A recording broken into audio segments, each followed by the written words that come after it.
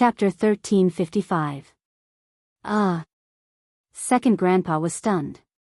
He smiled and said, Fei Yang didn't attack Elder Qin, which means that he hasn't lost his mind. It also means that he hasn't really let it go. He was just angry when he said that he didn't care. Angry words? I don't think so. You didn't see how he looked at that time. Even I was shocked. He didn't seem to be joking at all. Lu Zheng shook his head and said. Second Grandpa smiled and didn't say anything more. He asked, then why did you come back this time? Lu Zheng said, I want to see the Emperor's whereabouts again. You already said that Fei Yang doesn't care anymore. Is there still a need for that? We'll talk about it later. So what if we find the Emperor? Kill him? I think Fei Yang hasn't figured out how to resolve his grudges with the Emperor yet. Second Grandpa said with a smile. I know that. But the Emperor's behavior this time is too strange. I think it's better to investigate thoroughly in case of any accidents. Lu Zheng said. Kid, you've been with Fei Yang for a while. How did you become as suspicious as him? Second Grandpa was speechless. You don't say. Although he's my little cousin, I've learned a lot from him during this period of time. Lu Zheng chuckled. Then tell me, what have you learned? Second Grandpa was curious. Lu Zheng's face darkened, and he said, Don't change the topic. We're not talking about this now. Second Grandpa smiled helplessly, got up, and said, Okay, I'll go and take a look again. Take me with you. I've long wanted to see that mysterious divine object. Lu Zheng immediately went up and grabbed Second Grandpa's arm, chuckling. No. This is a secret of our clan. In the world, no one knows about it except for the elders of our clan. Second Grandpa shook his head. Lu Zheng asked, Then, do Uncle Black and my brother know about it? Of course they know. After all, they are the pillars of our clan. Second Grandpa said. What do you mean? Lu Zheng was immediately annoyed and said, Do you mean that I'm not a pillar of the clan? Second Grandpa said, I don't know about the future, but at least not now. I'm heartbroken. Lu Zheng snorted. Second Grandpa glanced at him, then looked at Lu Zheng's hand, which was tightly gripping his arm, and said, Since you're sad, why don't you let go? I just won't let go. If you can be so ruthless, then chop off my hand. Lu Zheng snorted and turned his head away, looking like a rascal. Second Grandpa felt helpless and said, All right. Since you've already broken through to the Combat Emperor realm, it's good to let you experience it. Thank you, Second Grandpa. I love you the most. Lu Zheng was overjoyed. He even wanted to kiss the old man's face a few times. The speed at which he changed his attitude was faster than flipping a book. Second Grandpa shook his head helplessly. With a wave of his palm leaf fan, the two of them appeared in a secret passage. Where is this? Lu Zheng looked around in surprise. Under the ground of our village. As Second Grandpa spoke, he walked towards the end of the tunnel. Fuck. After living here for so many years, I still don't know that there's a secret passage under the village? Lu Zheng was dumbfounded. Then, he quickly chased after Second Grandpa. There are still many things that you don't know. Second Grandpa smiled faintly. Yes. That genius brother of mine knows everything, but I'm like a blank piece of paper. This is the difference in treatment. I'm just wondering why I was born in the Lu family. How unlucky. Lu Zheng complained unhappily. When Second Grandpa heard this, the veins on his forehead bulged. He flicked Lu Zheng's head with the back of his hand. Lu Zheng grimaced in pain, looking aggrieved. Is it because I haven't hit you in so long that your skin is itching for a beating?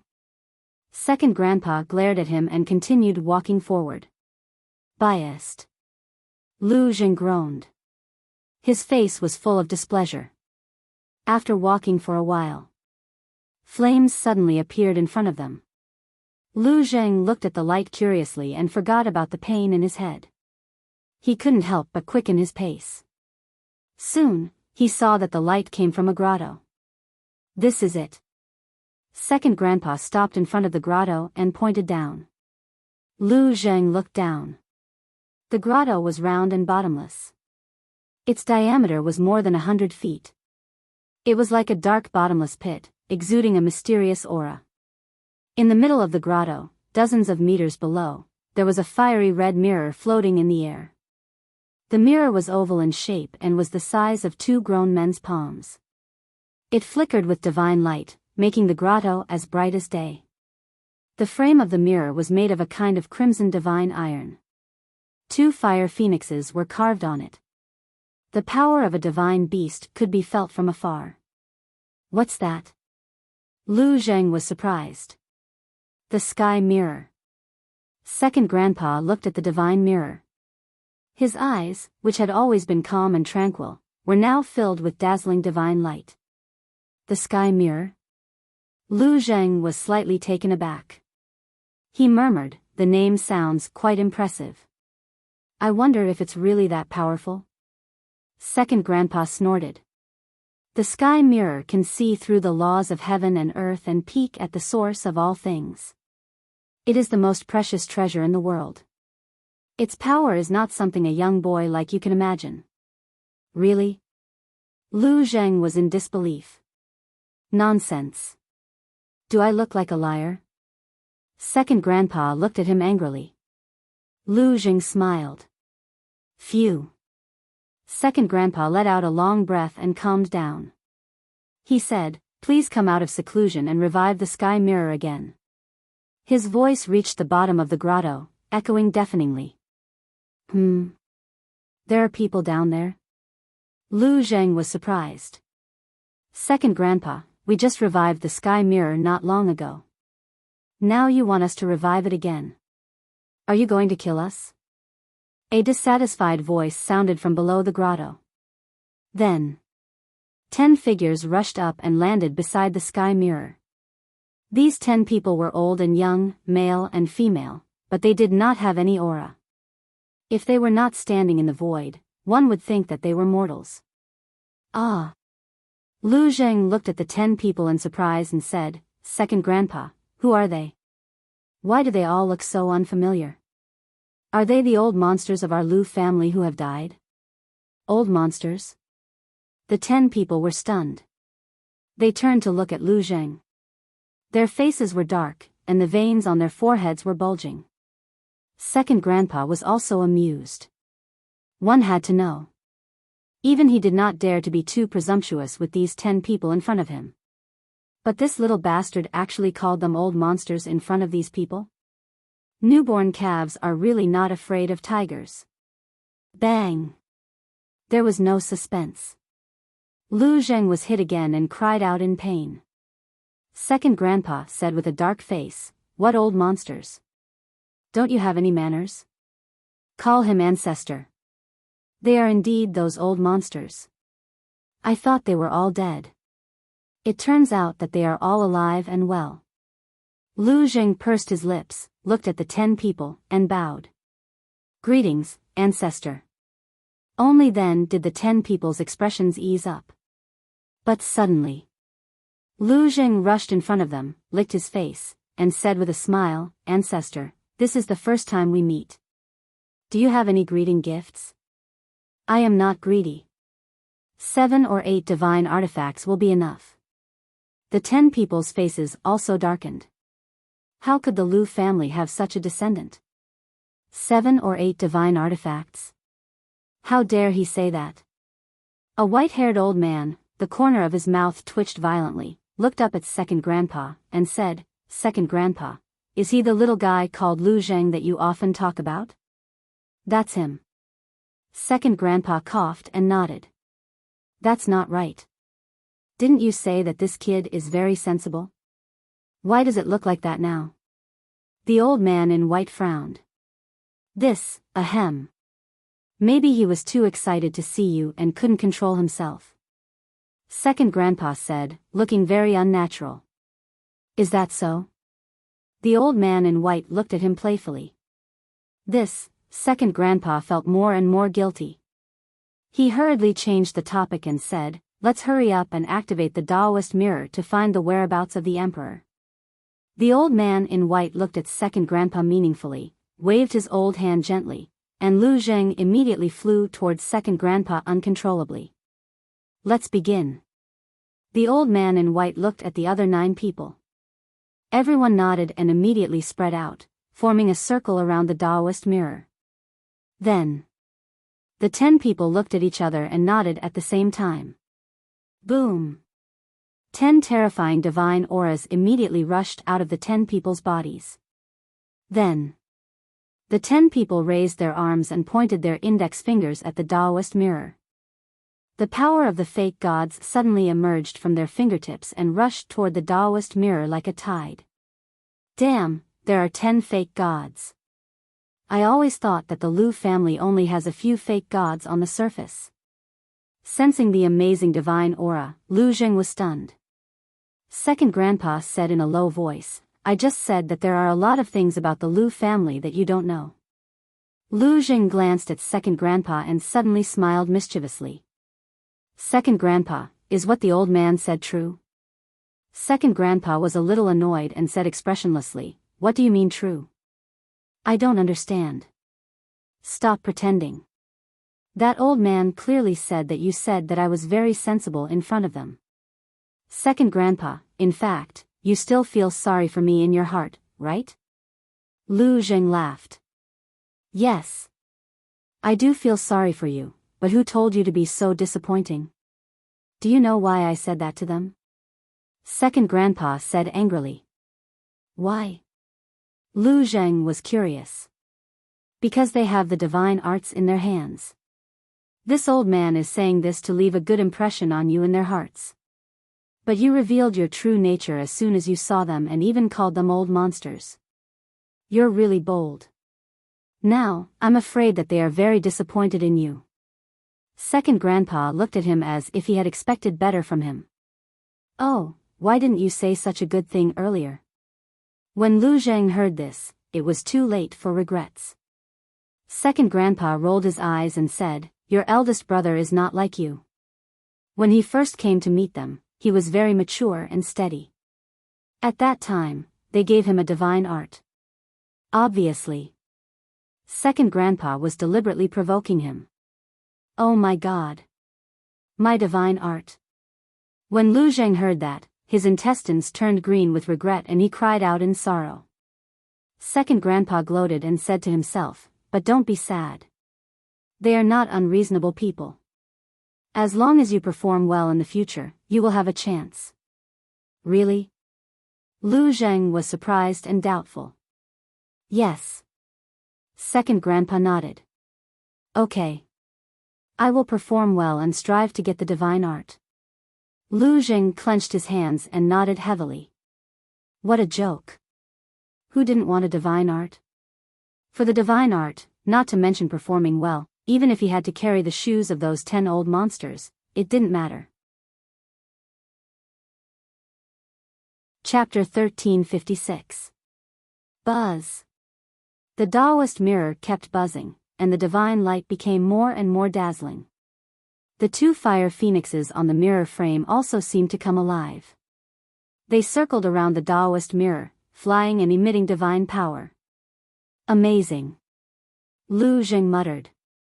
He looked at the 10 people again, and a touch of surprise appeared in his eyes. He discovered that there were bean-sized beads of sweat on the 10 people's foreheads. Even his face was faintly pale. What's going on? Lu Zheng looked at the 10 people in confusion. One had to know that these were 10 false gods. 10 false gods working together were still so difficult. He swallowed and asked in a low voice, "Second Grandpa, what level is this Taoist mirror?" "I don't know either. However, at least 10 false gods are needed to revive the Taoist mirror." Second Grandpa said to himself. "What? At least 10 false gods?" Lu Zheng was stunned, and his breathing became rapid. He muttered, "So, it's much more powerful than Mu Qing's all-seeing eye? They can't be compared. The all-seeing eye is a fighting soul. Its power will continue to increase as its owner's cultivation level increases. Second Grandpa said. Lu Zheng said in surprise, you mean, Mu Qing's all-seeing eye will surpass the Taoist mirror sooner or later? That's inevitable. Second Grandpa nodded. Lu Zheng was speechless. He said, it seems that we have to find a chance to get rid of this person.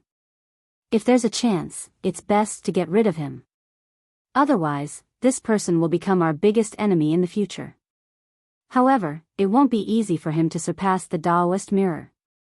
Because according to my research, the Taoist mirror should be a divine artifact of the same level as Chang Shui and the castle. Of course, this is just my guess. Maybe Chang Shui and the castle are of a higher level than the Taoist mirror. Second Grandpa laughed secretly. Wait. Are you sure that the Taoist mirror is of the same level as Chang Shui? Lu Zheng frowned. Why do you ask? Second Grandpa was suspicious.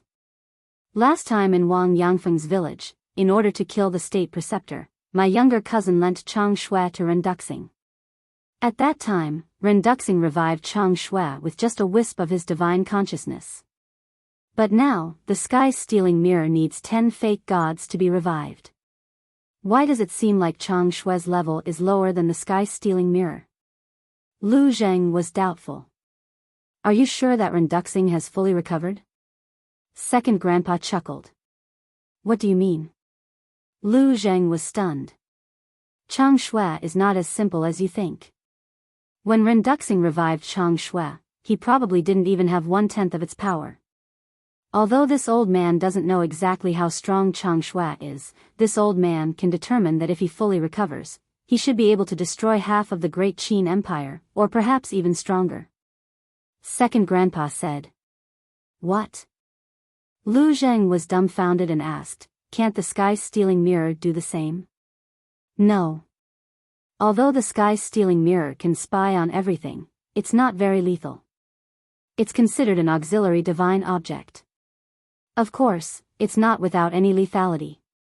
Second Grandpa said. I see. Lu Zheng looked at the sky-stealing mirror. Although it was only an auxiliary divine object, it was an invincible existence in today's world. If he could get it, thinking of this, he couldn't help but feel excited. Don't blame this old man for not telling you in advance. The sky-stealing mirror is the most precious treasure of the Lu family. If you dare to do anything to it, Second Grandpa smiled coldly, pointed at the 10 people, and said, they will let you taste despair. How dare I? Lu Zheng smiled embarrassedly. Boom! Before he finished speaking, a mighty aura rushed out of the sky-stealing mirror. There seemed to be images flashing on the transparent mirror, but they were very blurry and couldn't be seen clearly. How could this be? The 10 people looked at the sky-stealing mirror, their faces full of shock. Second Grandpa also took a step forward and landed beside the old man in white. He said in a deep voice, the sky-stealing mirror has never had such a situation before. Could it be, that's right. The emperor must have used the divine order left by the previous emperor. The old man in white said. Is he crazy? For 10,000 years, no emperor has used the divine order because they all know that the divine order is the last life-saving talisman of the Great Qin Empire. Has he never thought about how to protect the Great Qin Empire when it faces a disaster in the future? Second Grandpa was furious. The old man in white looked at Second Grandpa and sighed. Our current emperor is a little selfish. The others also frowned. Lu Zheng noticed that the atmosphere was not right.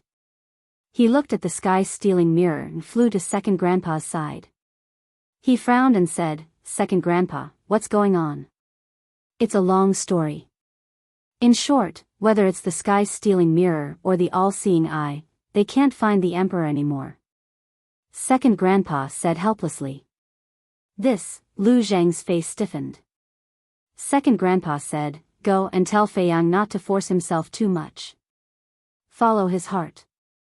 Okay. Lu Zheng nodded. Bright Sky Palace. After Lu Zheng returned, he conveyed Second Grandpa's words to Qin Feiyang without missing a word. But he didn't say a word about the sky-stealing mirror. He only said that no one could find the emperor now. Qin Feiyang pondered for a while. Then, he ignored the outside world and continued to copy the Xing character formula. Lu Jing glanced at Qin Feiyang and then scanned the castle. Now. In the castle, in addition to Wang Yangfeng, the seal, and the thunder leopard, there was also the fire qilin. Ever since they rescued the fire qilin from the Mu family, it had been recovering. 10 days in the castle was 1 day outside. It was almost fully recovered now. A divine beast. Unfortunately, it's not what my Lu family wants. My Lu family only wants the divine beast fire phoenix. Lu Zheng looked at the fire qilin and muttered to himself. He also sat cross-legged on the ground and closed his eyes to meditate. In the ancient tower. The construction of the herb field was finally completed. Lu Hong, Dan Wangkai, Viper, Ren Wushuang, Seahorse, and the others all came to the castle and continued to cultivate. As for the follow-up management of the herb field, Qin Feiyang handed it over to Old Master, Luo Qianxue, Yan Nanshan, and Lu Ji. Of course. This was proposed by the 4 of them. Because they wanted to share some of the burden with Qin Feiyang. The construction of the Sky Tiger tribe was also nearing completion. It was worth mentioning that Wang Xiaojie and Mu Chen also fought with the beasts in the ancient tower all day long. Whether it was their temperament or courage, they were slowly changing. Especially Wang Xiaojie. In order to enter the castle to cultivate as soon as possible, he was putting his life on the line. Time passed day by day just like that. Outside, 15 days had passed. Inside the ancient castle, a total of 150 days had passed. It was equivalent to 5 months. Boom! Early in the morning. Qin Feiyang finally completed the second stroke of the movement character formula. His cultivation soared to a 3-star combat emperor. According to the time in the outside world, the second stroke took 5 days more than the first stroke. It seems that the later strokes, the longer the time needed. Fortunately, the rules of time in the castle have changed. Otherwise, I don't know how long it would take for me to complete all the strokes of the movement character formula. Qin Feiyang muttered. He calmed his heart, restrained his aura, and continued to copy the third stroke. Lu Zheng was awakened by Qin Feiyang's aura. Seeing that Qin Feiyang had no intention of asking about the situation outside, he couldn't help but sigh in his heart and continued to cultivate. And these days passed. Not only Qin Feiyang, everyone's cultivation had improved. Especially White-Eyed Wolf. Other than building the herb field, he had always been in seclusion cultivation. In addition, his talent was better than everyone else's. His current cultivation had already reached the level of a 2-star combat emperor. Anyway. Its plan was to catch up to Qin Feiyang no matter what. Although he didn't have the purple gold dragon blood and his speed wasn't as fast as Qin Feiyang's, he had more time than Qin Feiyang. Because, he didn't need to care about the outside world. He only needed to cultivate. In the blink of an eye. Outside, another 10 days had passed. In addition to the previous 15 days, a total of 25 days had passed since the emperor went missing. Although 25 days had passed, everything in the imperial palace was normal. There were no disturbances in the imperial capital. Because, whether it was the imperial tutor or old man Qin, they were both deliberately blocking the news of the emperor's disappearance. As for Lu Xingchen, he unexpectedly remained silent. However, although the imperial capital looked calm on the surface, the competition between old man Qin and the imperial tutor had never stopped. The imperial tutor tried his best to monopolize the power. Old man Qin tried his best to stop him. But in comparison, old man Qin wasn't as good as the imperial tutor. Because the imperial tutor had the entire law enforcement palace behind him, as well as the Zhuge family and the current Empress Dowager. Moreover, the invincible Black Army was also basically under the imperial tutor's control. Old Qin, on the other hand, was alone. As for the commander of the Kirin army, neither side dared to offend him, so they had always had an attitude of not helping each other. Without anyone's help, how could old man Qin fight against the imperial tutor with his own strength? He was now in a terrible fix. During this period, he also went to the Bright Heaven Palace to look for Qin Feiyang several times. Because now, only Qin Feiyang could keep the imperial tutor in check. But every time, he returned empty-handed. Not to mention seeing Qin Feiyang, he didn't even hear Qin Feiyang's voice. What should I do? Every night, old man Qin stood alone in the sky above the pagoda, frowning and sighing. Although he knew that the emperor wasn't dead, for some reason, he didn't dare to say it. On the morning of the 26th day of Qin Feiyang's seclusion. Early in the morning. Outside the Golden Imperial Palace, hundreds of people came one after another. They were the civil and military officials of the great Qin Empire. The various marquises were also there. They gathered outside the Golden Imperial Palace, whispering and discussing in low voices, and most of them were questioning voices. The head eunuch walked out of the Golden Imperial Palace and asked suspiciously, "Why are you all here?" Head eunuch. Last time, you said that His Majesty was unwell and let us handle the matters at hand, but now, it's been almost a month, why hasn't His Majesty come to court yet? Where is His Majesty feeling unwell? Can you let us see His Majesty? The civil and military officials spoke one after another. No matter what, as time passed, it would definitely arouse suspicion. I'm afraid that won't do. The head eunuch shook his head. He looked calm on the surface, but he couldn't help but panic in his heart. Paper can't wrap fire, this was a famous saying. Chapter 1357. Why not? His Majesty hasn't appeared for so long. We care about him and just want to meet him. Steward, tell us honestly, is there something you're hiding from us? Hearing the words of the head eunuch, the civil and military officials were enraged. His tone also became aggressive. Seeing this, the head eunuch became more and more flustered, not knowing how to deal with it. We must see His Majesty today. Yes, if we don't see His Majesty, we will stand here and not leave. A portion of the people said angrily. They were all old officials of the Great Qin Empire. Although their status in the Great Qin Empire was not comparable to the various marquises, they were still loyal to the emperor. Everyone, it is His Majesty's order to not see everyone. Why make things difficult for the steward? Suddenly, a faint laughter rang out, and Zhuge Wuho appeared out of thin air in front of the throne room. Seeing Zhuge Wuho's arrival, the head eunuch seemed to have grabbed onto a life-saving straw. He ran in front of Zhuge Wuho and said in a low voice, "These people are already suspicious. Quickly help me deal with them." Zhuge Wuho secretly said, "Don't worry, I came here to help you deal with them." The head eunuch heaved a sigh of relief. Zhuge Wuho, His Majesty hasn't attended the morning court for so many days. Aren't you worried at all? Someone looked at Zhuge Wuho and said. This person was also a marquis. His name was Xiao Wuho, but his strength was much weaker than Zhuge Wuho. Zhuge Wuho looked at Xiao Wuho, and a cold light flashed in his old eyes. He sighed, this marquis is naturally worried. Xiao Wuho said, then why are you still speaking up for the steward? I just said that it was His Majesty's order to not see everyone. What's the use of making things difficult for the steward? Zhuge Wuho said. Xiao Wuho said, we are not making things difficult for the steward, we just want to see His Majesty with our own eyes and confirm His Majesty's safety. Zhuge Wuho's face immediately darkened as he said angrily, Xiao Wuho, what do you mean by that?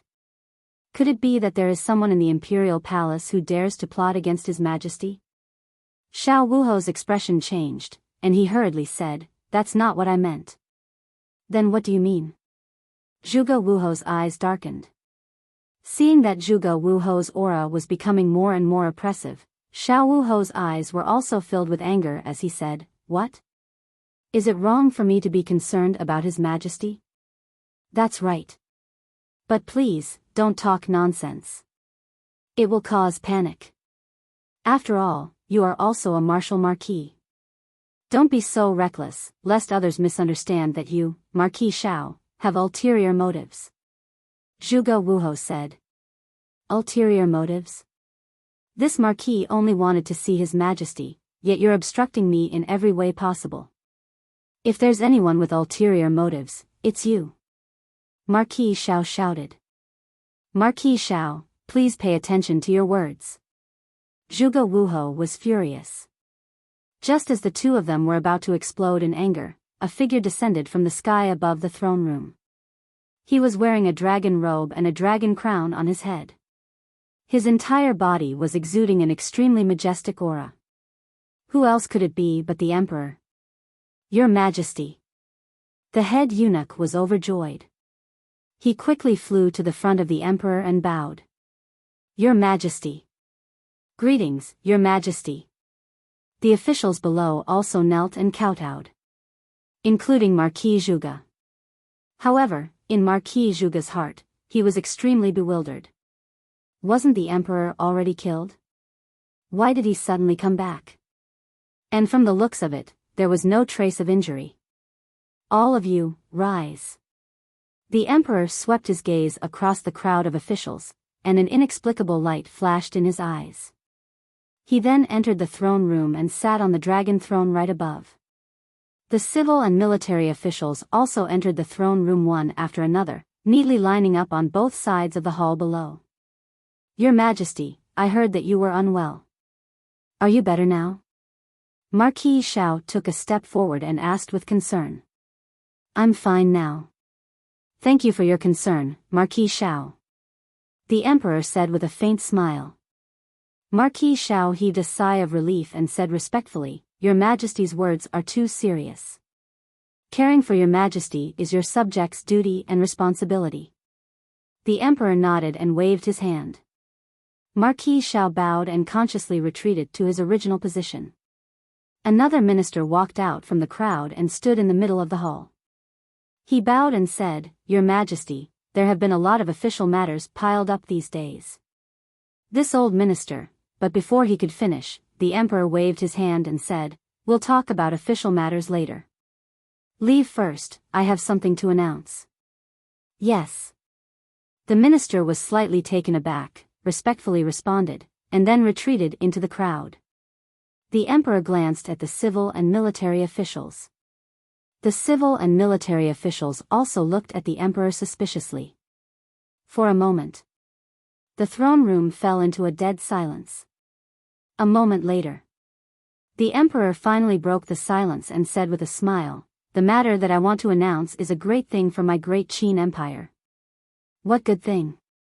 Marquis Zhuge's eyes flashed as he asked with a smile. The emperor said, I have already comprehended the profound meaning of becoming a god. What? Marquis Zhuge was shocked. The others were stunned for a moment, and then they were all overjoyed. The emperor smiled and said, However, I have just entered the threshold and still need to comprehend it. Therefore, I have decided to go into seclusion for a period of time. This is indeed a good thing. Your Majesty becoming a god is what everyone wants. We support Your Majesty. The civil and military officials laughed. The emperor smiled and said, However, during this period of time when I am in seclusion, someone must be in charge of the court. After thinking about it, I finally found a suitable candidate. Who? Everyone looked at the emperor in confusion. There was expectation and desire. Being in charge of the imperial court was a good job, and everyone wanted it. The emperor glanced at the officials and said with a smile, This person is the imperial preceptor. The imperial preceptor is highly respected and resourceful. I am most at ease with him taking charge of the court. I wonder if anyone has any objections? Hearing this, many people had a trace of disappointment in their eyes. In terms of qualifications and strength, no one can compare to the imperial preceptor. This old official has no objections. This old official has no objections either. Several officials expressed their opinions one after another. When the others heard this, they also shook their heads, indicating that they had no objections. Very good. The emperor's dragon face was overjoyed. He looked at the eunuch on the side and said, "Summon the imperial preceptor." Yes. The eunuch responded respectfully and said loudly, "Imperial preceptor." Before his voice faded, the imperial preceptor appeared outside the throne room and strode into the throne room. He bowed and said, "This old official greets your majesty." "Did you hear what I said before?" the emperor asked. "Yes." The imperial preceptor replied respectfully. The emperor asked, "Then are you willing to take on this heavy responsibility? This is this old official's honor. This old official will do his best to manage the court and wait for your majesty to come out of seclusion." The imperial preceptor lowered his head and said, not declining at all. Because this was exactly what he wanted. "I believe in you." The emperor nodded, then looked at the officials and said, "If there is anything in the future, there is no need to go through me. You can directly report to the imperial preceptor." "Yes." Everyone replied. The emperor waved his hand and said, "Then you can leave first. I still have things to tell the imperial preceptor." "Oh right, Zhuge Wuho, stay. This official will take his leave." The civil and military officials bowed respectfully, then turned around and left the throne room in an orderly manner. Zhuge Wuho stood below, looking at the imperial preceptor and the emperor, his eyes filled with suspicion. The emperor looked at the eunuch and said, "You can leave as well. Close the door on the way." "Yes." The eunuch replied and quickly ran out, closing the door. After the door was closed, the imperial preceptor waved his hand and a barrier appeared, enveloping the entire hall. This barrier had the effect of soundproofing. Even if one stood outside the door, they would not be able to hear the sounds inside. Then, the imperial preceptor turned to look at Zhuge Wuho and chuckled, "Are you very puzzled right now?" Zhuge Wuho wanted to say something but hesitated, as if he was somewhat afraid. The imperial preceptor glanced at the emperor, then looked at Zhuge Wuho and smiled, "Don't worry, he's one of us." "One of us?" Zhuge Wuho looked at the emperor in shock. The emperor's face was also full of smiles. The imperial preceptor looked at the emperor and smiled, "Let him see your original body." The emperor nodded and consumed a facial restoration pill. Immediately, whether it was the emperor's figure or face, they all began to change. Finally, a familiar face appeared in Zhuge Wuho's line of sight. If Qin Feiyang was here, he would be able to recognize him at a glance. This person was Zhuge Nanhua. Zhuge Wuho was stunned. Zhuge Nanhua laughed, "How is it, are you surprised?" Zhuge Wuho was stunned, he looked at the imperial preceptor and Zhuge Nanhua, and asked, "What exactly is going on?" Zhuge Nanhua said, "This is the first step of our plan." At the same time, pagoda. A middle-aged man wearing Kirin armor suddenly descended in front of the pagoda. It was the commander of the Kirin army. Old man Qin sat cross-legged in front of the pagoda. Sensing the aura of the commander of the Kirin army, he opened his eyes and asked, "What are you doing here?" "Let me tell you a piece of good news. His Majesty is back." The commander of the Kirin army laughed. "What?" Old man Qin suddenly stood up, his face full of surprise. He had been guarding the pagoda the entire time. How could he not know that the emperor had returned? "What is it? You seem to be very surprised." The commander of the Kirin army looked at old man Qin suspiciously. "Are you sure that His Majesty is really back?" Old man Qin asked. "Yes. He's in the throne room right now. Although I haven't met His Majesty yet, the civil and military officials are all discussing it. And it is said that His Majesty also announced a piece of great news." The commander of the Kirin army said. "What good news?" Old man Qin frowned. The commander of the Kirin army laughed. "His Majesty has reached the peak of the 9-star combat emperor realm and is preparing to go into seclusion to comprehend the profound meaning of becoming a god." How could this be? Old man Qin was confused. He knew very well that the emperor had not returned to the imperial capital. But why would there be an emperor in the throne room? Could it be, suddenly? Old man Qin seemed to have thought of something. His eyes trembled slightly as he asked, "Who will be in charge of the imperial court when His Majesty is in seclusion?" The commander of the Kirin army said. His Majesty announced in front of the civil and military officials that the state preceptor will be in charge of the imperial court. Old man Qin was furious. How dare he let someone pretend to be His Majesty? How dare he? The commander of the Kirin army did not know, but old man Qin was very clear. He knew what was going on as soon as he heard this. "Old man, just you wait. Today, I'm going to fight you to the end." Old man Qin's eyes flashed with murderous intent. He immediately opened the teleportation door and walked in with great anger. What happened? Chapter 1358. At the same time, Qin Feiyang also received the news. Of course, it was Yan Wei who told him. But Qin Feiyang didn't say anything, nor did he intend to ask. He continued to copy the Xing formula. Looking at Qin Feiyang's performance, Lu Zheng sighed. His heart was filled with helplessness.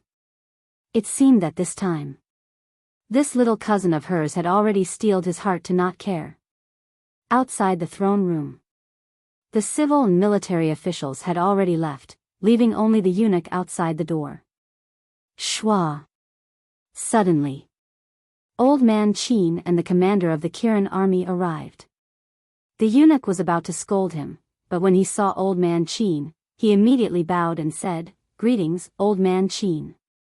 That old man is here." In the hall. Hearing the voice of the eunuch, Zhuge Wuho's expression changed.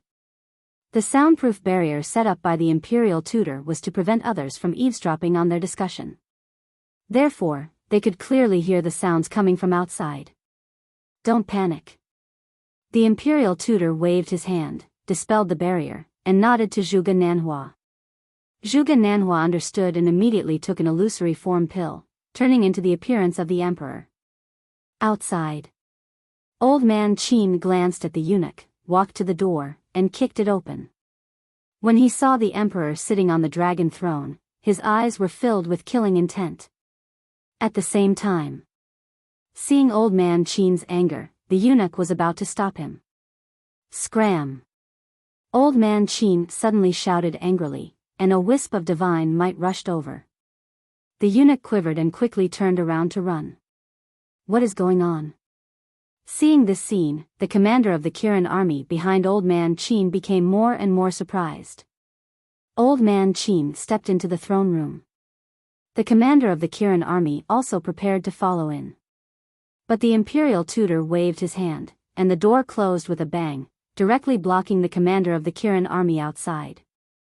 Following that, he waved his hand again, and the soundproof barrier appeared again.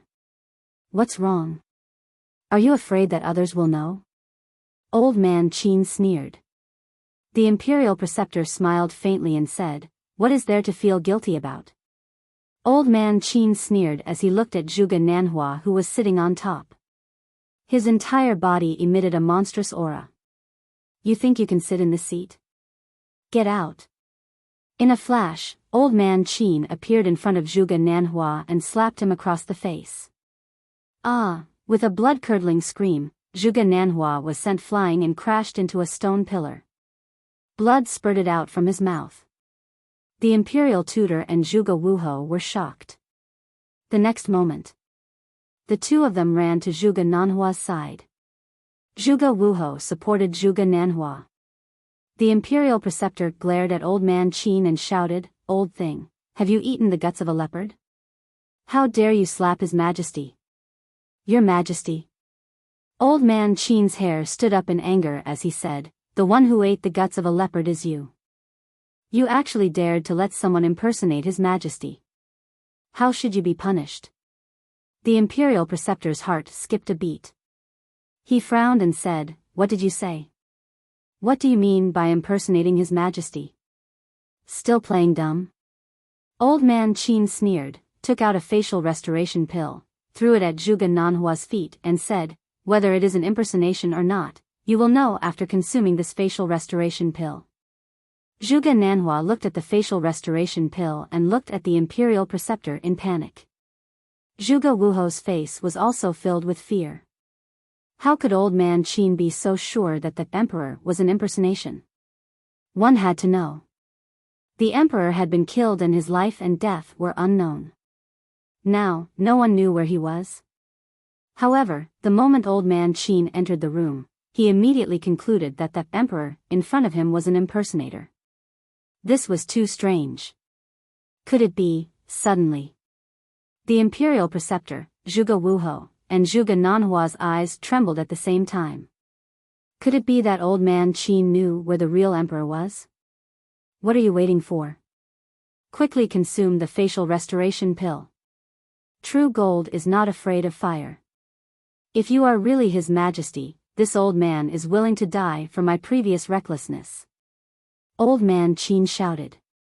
Looking at old man Qin's sinister eyes, Zhuge Nanhua's heart was filled with panic, and his body couldn't help but tremble. Ha! The imperial preceptor raised his head and laughed out loud.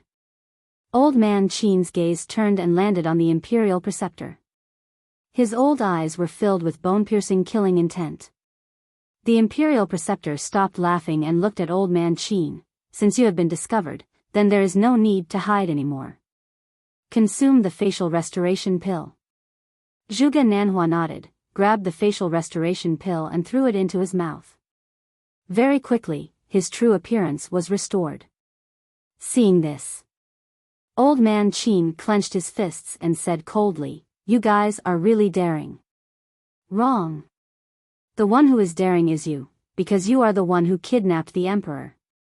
Hurry up and tell me, where is the emperor now? The imperial preceptor shouted. Heard of it.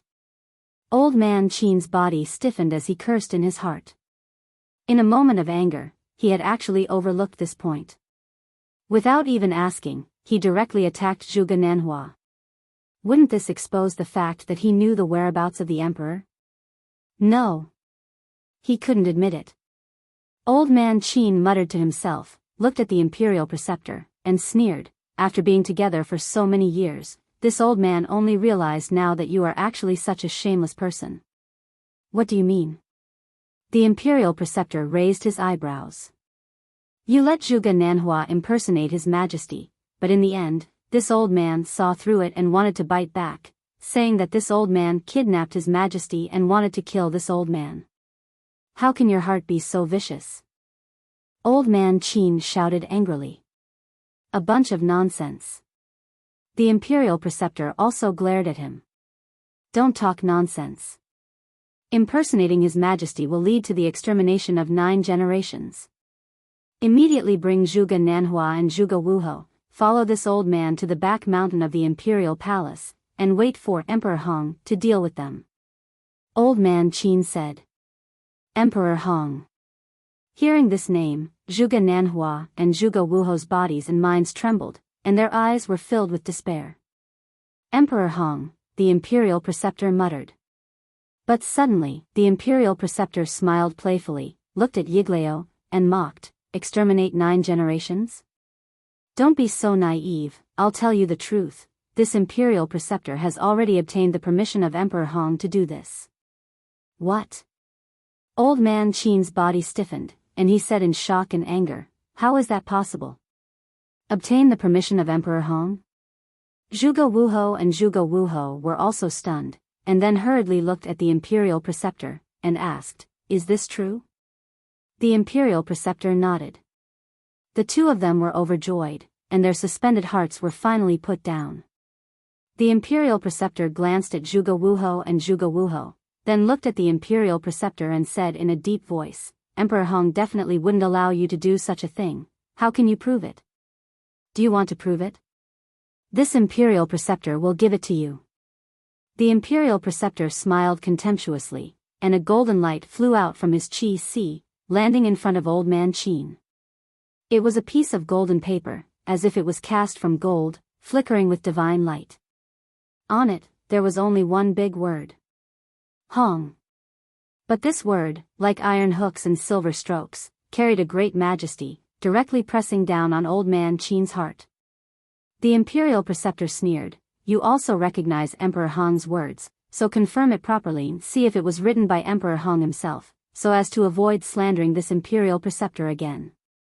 Old man Qin did not seem to hear it. Looking at the word Hong on the paper, his old face was filled with disbelief. Why is this so? Such an absurd thing, Emperor Hong, why did you agree to it?" he muttered to himself, his heart in chaos. The imperial preceptor stepped forward, snatched the paper, and carefully kept it in his chi-si. Then, he looked at old man Qin proudly, and said, "Tell me, how is your mood now?" This old man doesn't believe it. This old man will ask Emperor Hong in person. Old man Qin said. Whatever. The imperial preceptor smiled coldly. Old man Qin looked at him deeply, then waved his hand, shattering the enchantment set up by the imperial preceptor. Then, he opened the teleportation door, turned around, and walked in. When the teleportation door dissipated, the imperial preceptor set up another soundproof enchantment. Zhuge Wuho and Zhuge Wuho immediately ran in front of the imperial preceptor and asked in surprise, "Old ancestor, was that really written by Emperor Hong himself?" "Of course." The imperial preceptor nodded. The two of them looked at each other, their faces full of disbelief. Zhuge Nanhua asked curiously, "Old ancestor, how did you convince Emperor Hong?" "This matter is a long story. When there is time, this old man will slowly tell you. Now, go and do something for me." The imperial preceptor said, his eyes filled with cold killing intent. "What is it?" the two of them asked. The imperial preceptor said, "Kill people, the more the better. This old man wants to use them to refine blood fiend pills and increase the strength of our Zhuge family as soon as possible." "Yes." The two of them respectfully replied, their eyes filled with a bloodthirsty light. The imperial preceptor continued, "In addition, you must protect the little prince well. This child is now a treasure, and there cannot be the slightest mistake." "Understood." The two of them nodded.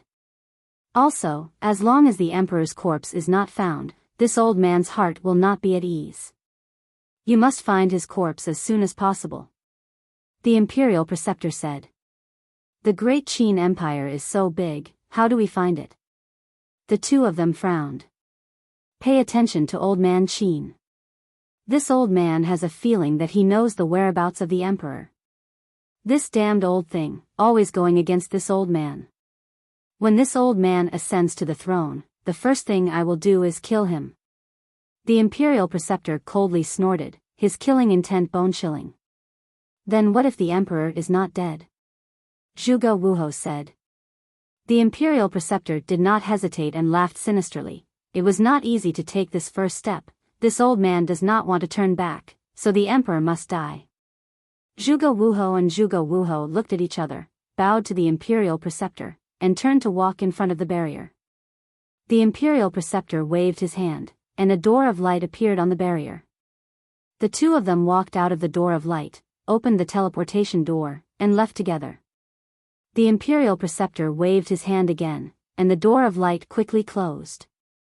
Then, he turned around and looked at the dragon throne above. After a moment of silence, he walked towards the dragon throne step by step, and a smile appeared on his old face. As he got closer, the smile on his face became brighter and brighter. Finally, he stood in front of the dragon throne, stretched out his old hand, and gently stroked the armrest of the dragon throne. Gradually, his arm couldn't help but tremble. At this moment, a strong desire crawled up in his eyes. Suddenly, the imperial preceptor turned around and sat upright on the dragon throne, looking down at the hall below with a blazing gaze. In a trance, he seemed to have already seen the scene of all the civil and military officials kneeling down and worshipping him. "The first step has been successful, next is the second step. Just wait, it won't be long before the great Qin Empire changes its name. My Zhuge family will eventually rule this territory. And I, Zhuge Shinyun, will also replace Qin Badian and become the #1 emperor of all time. Those who obey me will prosper, those who oppose me will die. Ha. Chapter 1359. Dong.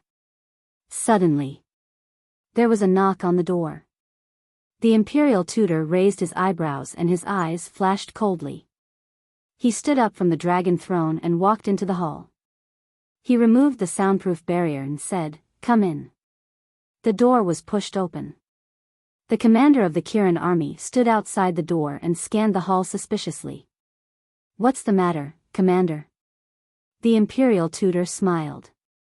The commander of the Kirin army quickly entered the hall and bowed. "Greetings, imperial tutor. May I ask where His Majesty is?" The imperial tutor said, "His Majesty has gone into seclusion to cultivate. You can report to me if there's anything." "Nothing much. It's just that I haven't seen His Majesty for a long time and I miss His Majesty." The commander of the Kirin army smiled. The imperial tutor smiled and said, "The commander is loyal to His Majesty. It's really a blessing for the great Qin." But there was a trace of killing intent in his smile. In fact, a long time ago, he personally looked for the commander of the Kirin army and wanted to recruit him as his confidant.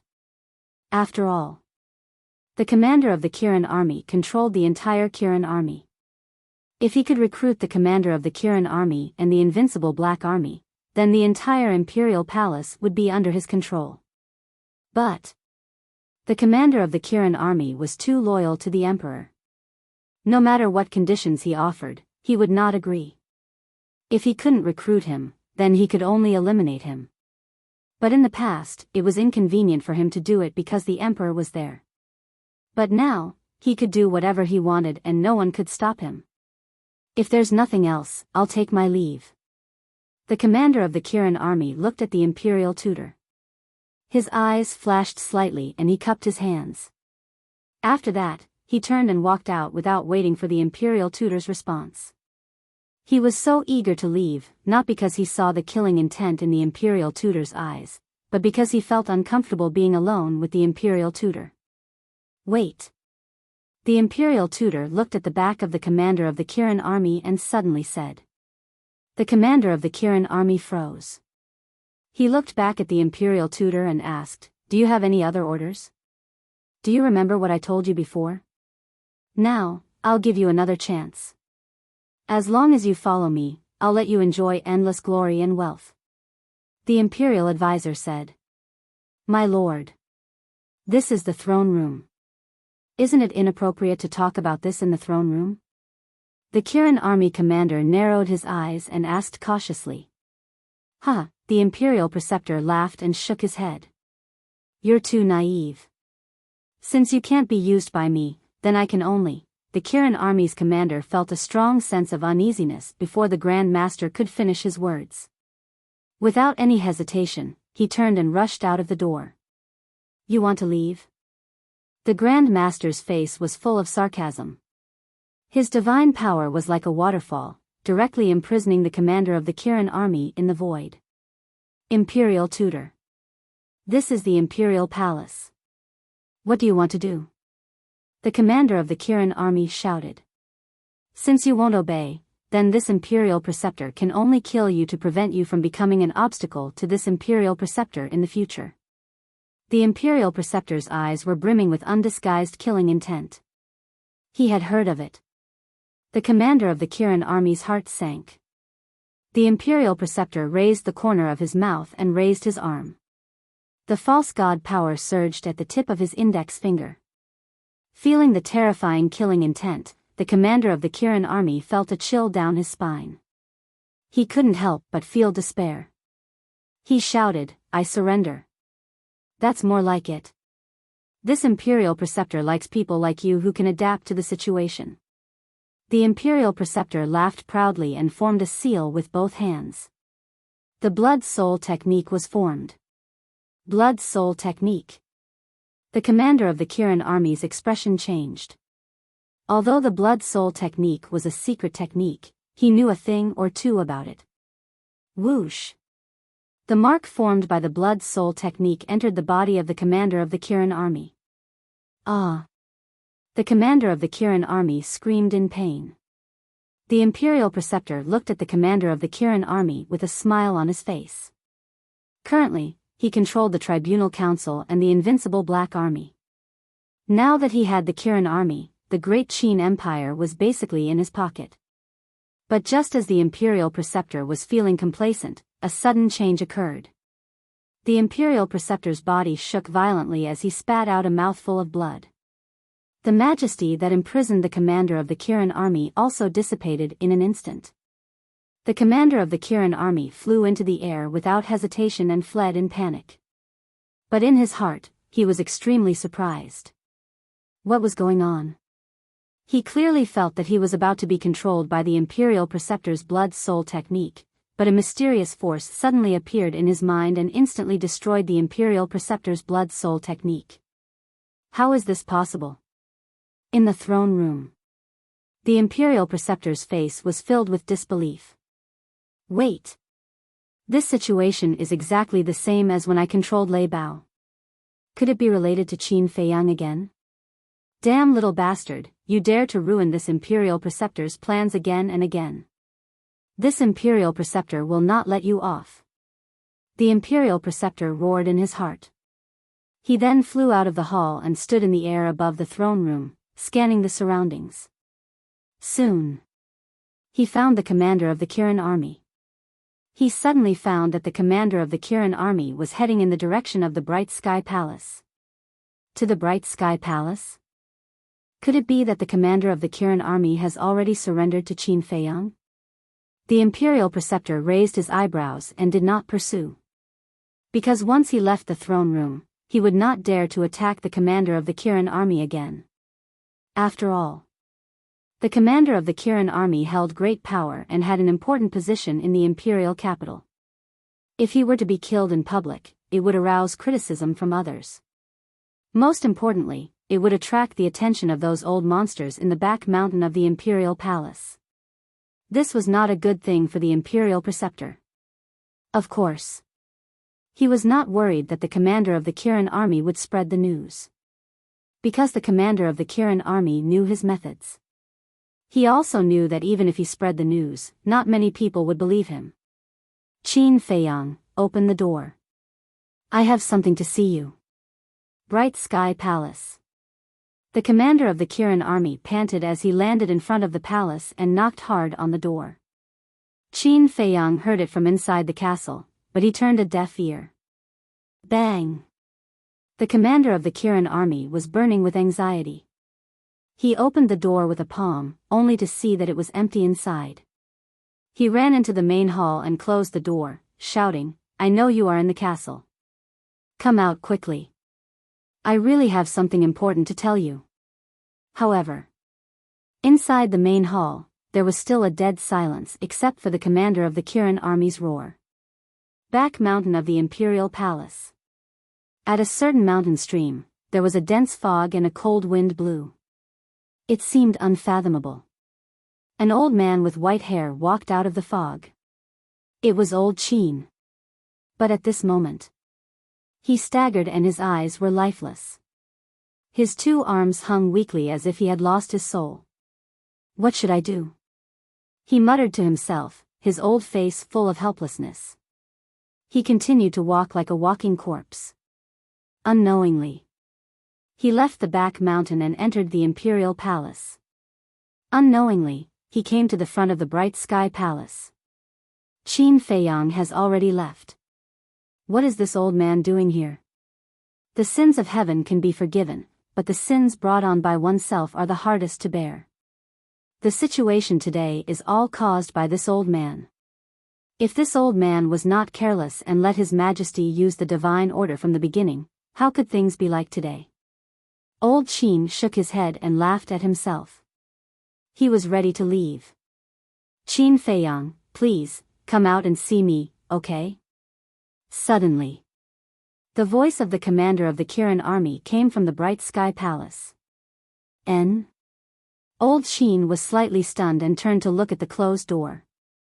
Why was the commander of the Kirin army inside?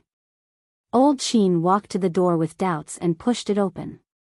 The commander of the Kirin army thought it was Qin Feiyang and was overjoyed. But it was Old Qin.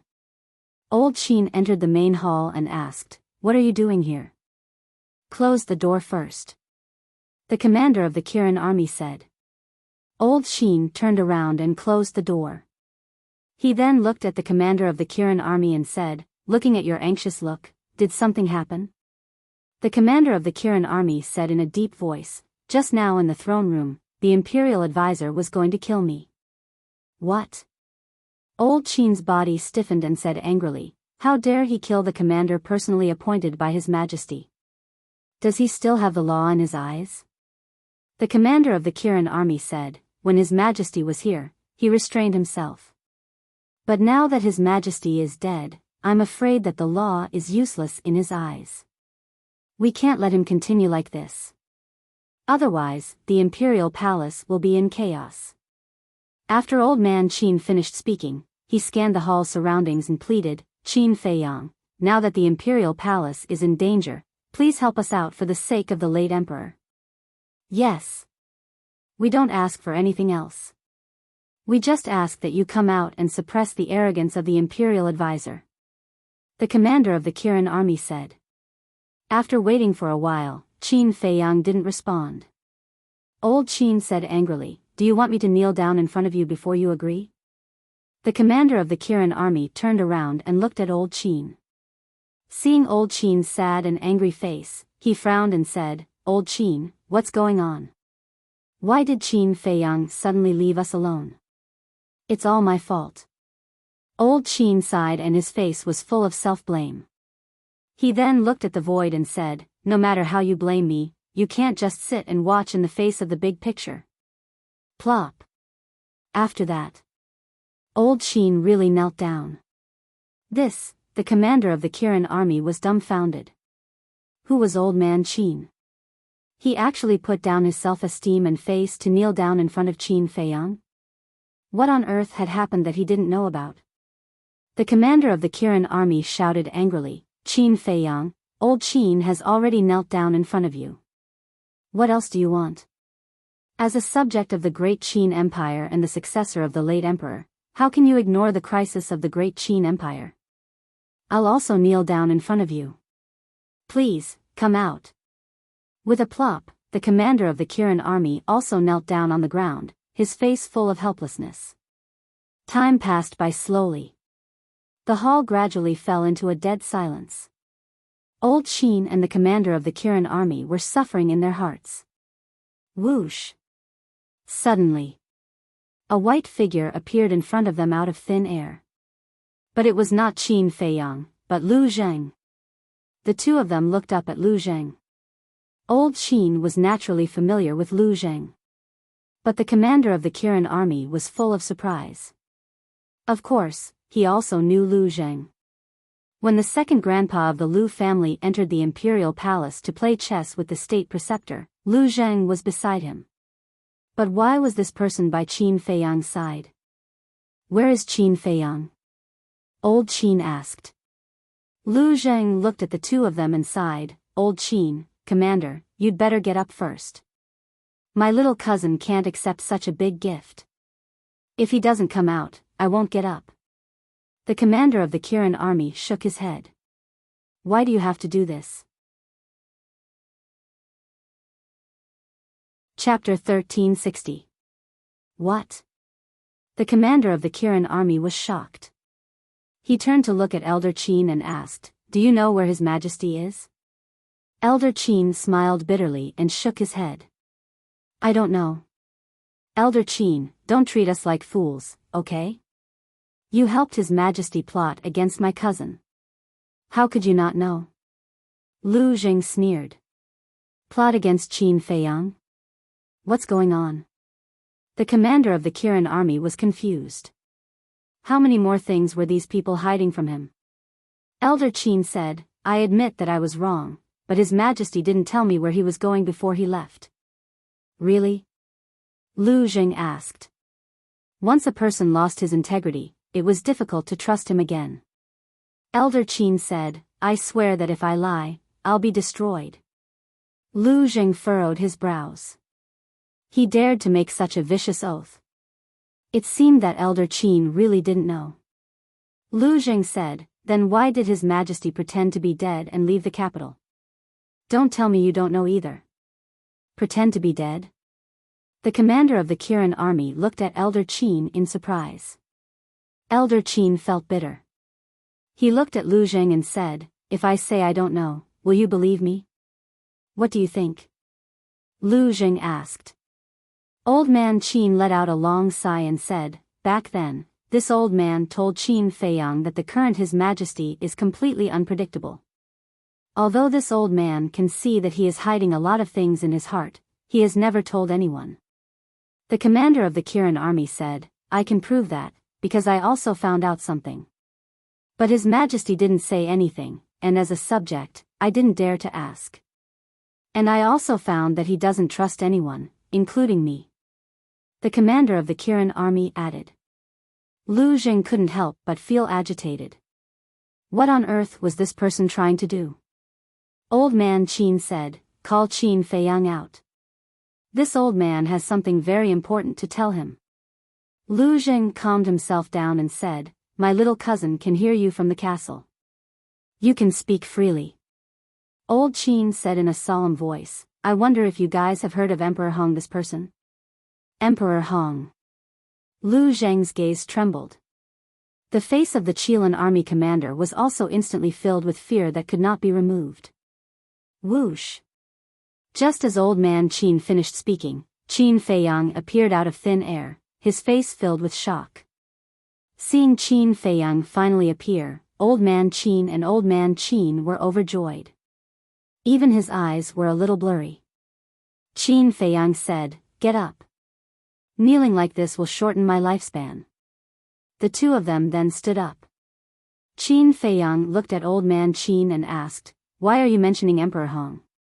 Old man Qin said, "I believe you have received the news of the imperial advisor's actions in the throne room, right?" Qin Feiyang nodded. Old man Qin asked, "Then do you know who is impersonating His Majesty?" "Who?" Qin Feiyang frowned. "Zhuge Nanhua." Old man Qin said word by word, his eyes shining with a cold light. "What? His Majesty was impersonated by Zhuge Nanhua?" The commander of the Kirin army was once again dumbfounded. He looked at the three of them and roared, "How many more things are you hiding from me? Don't worry, you'll know everything later." Old man Qin looked at the commander of the Kirin army and said, then looked at Qin Feiyang and said, "At that time, this old man was very angry and was ready to kill Zhuge Nanhua, but do you know? Everything the imperial advisor did had already been approved by Emperor Hong. Emperor Hong is not dead?" Lu Zheng was surprised. Qin Feiyang was also shocked. Old man Qin said, "Yes, Emperor Hong is not dead. He has been cultivating in the back of the mountain, but he has not appeared for a long time and does not care about the affairs of the world." Everyone mistakenly thought that he had already passed away. Qin Feiyang's heart was immediately set off by stormy waves.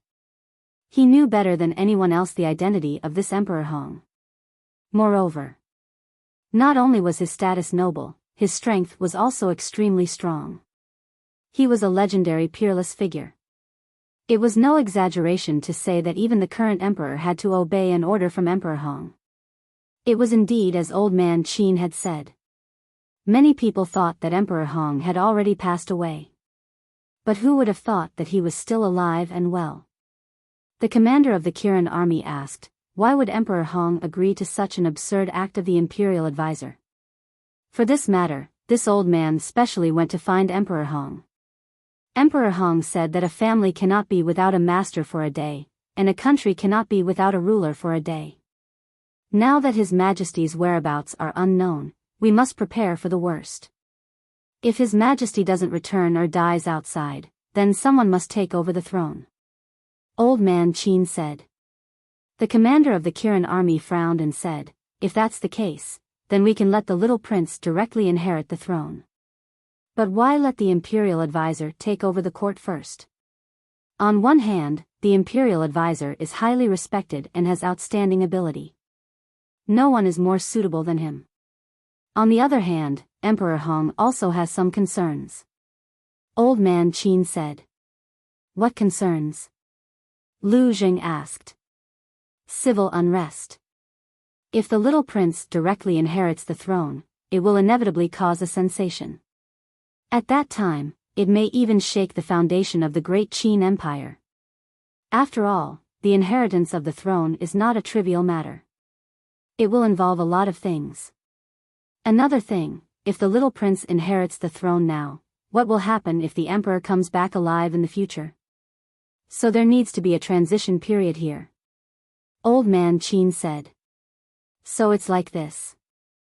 In order to avoid causing panic, Emperor Hong allowed the imperial advisor to let Zhuge Nanhua pretend to be His Majesty and announce in public in the throne room that he would go into seclusion to break through to the false god realm. And with this fake imperial edict, no one will have any objections to the imperial advisor taking over the court. Lu Jing suddenly said. That's right.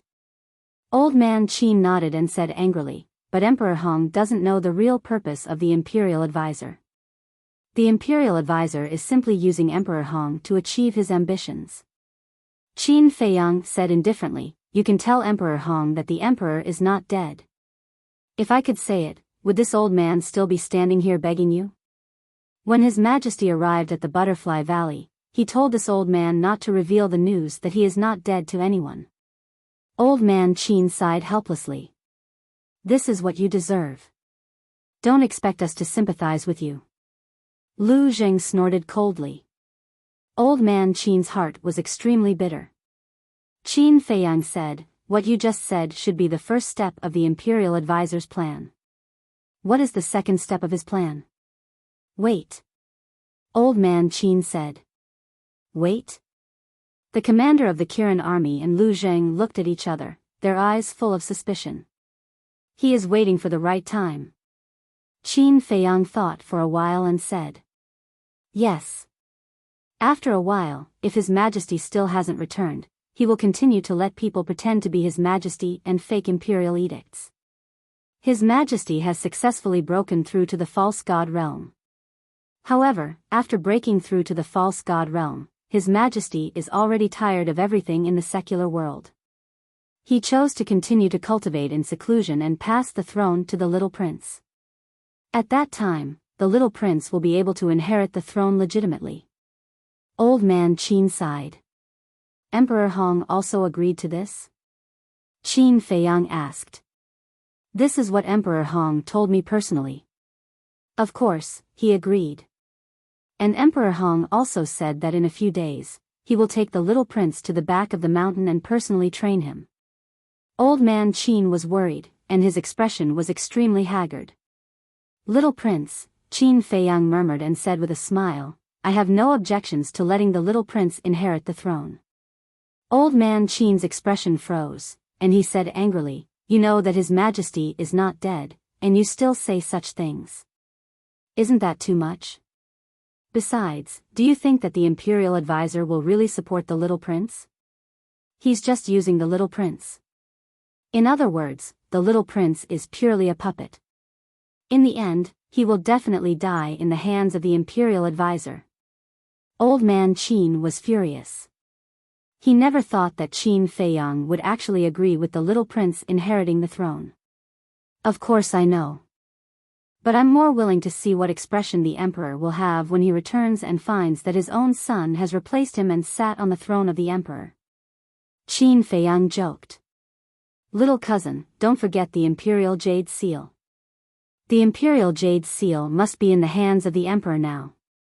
As long as the imperial jade seal is still there, no one can take away his throne. Lu Jing said.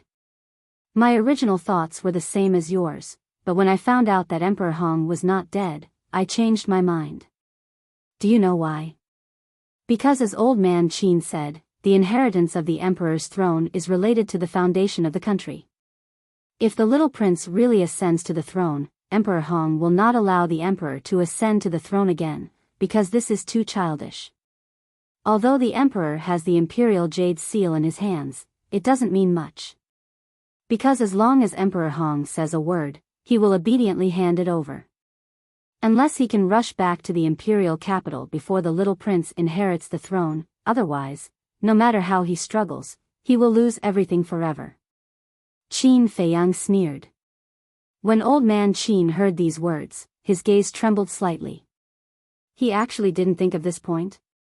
Lu Jing frowned and said, then the little prince inherits the throne. He will need the imperial jade seal, right? Isn't that simple? They even dare to pretend to be the emperor. How difficult is it to forge an imperial jade seal? Qin Feiyang said indifferently. Old man Qin's gaze trembled, and he hurriedly said, Qin Feiyang, you can't treat your father like this. Although he did do a lot of things to let you down, as a son, can't you be a little more magnanimous? Magnanimous? Have you ever tasted the feeling of being abandoned and living a life worse than death? Have you ever tasted the despair of falling from heaven to hell overnight? Have you ever tasted the pain of being hurt by the father you respect and rely on the most? Have you ever tasted the torture of not being able to recognize your mother even though she's right in front of you? You haven't.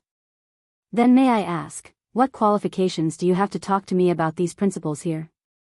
Qin Feiyang roared, his eyes bloodshot.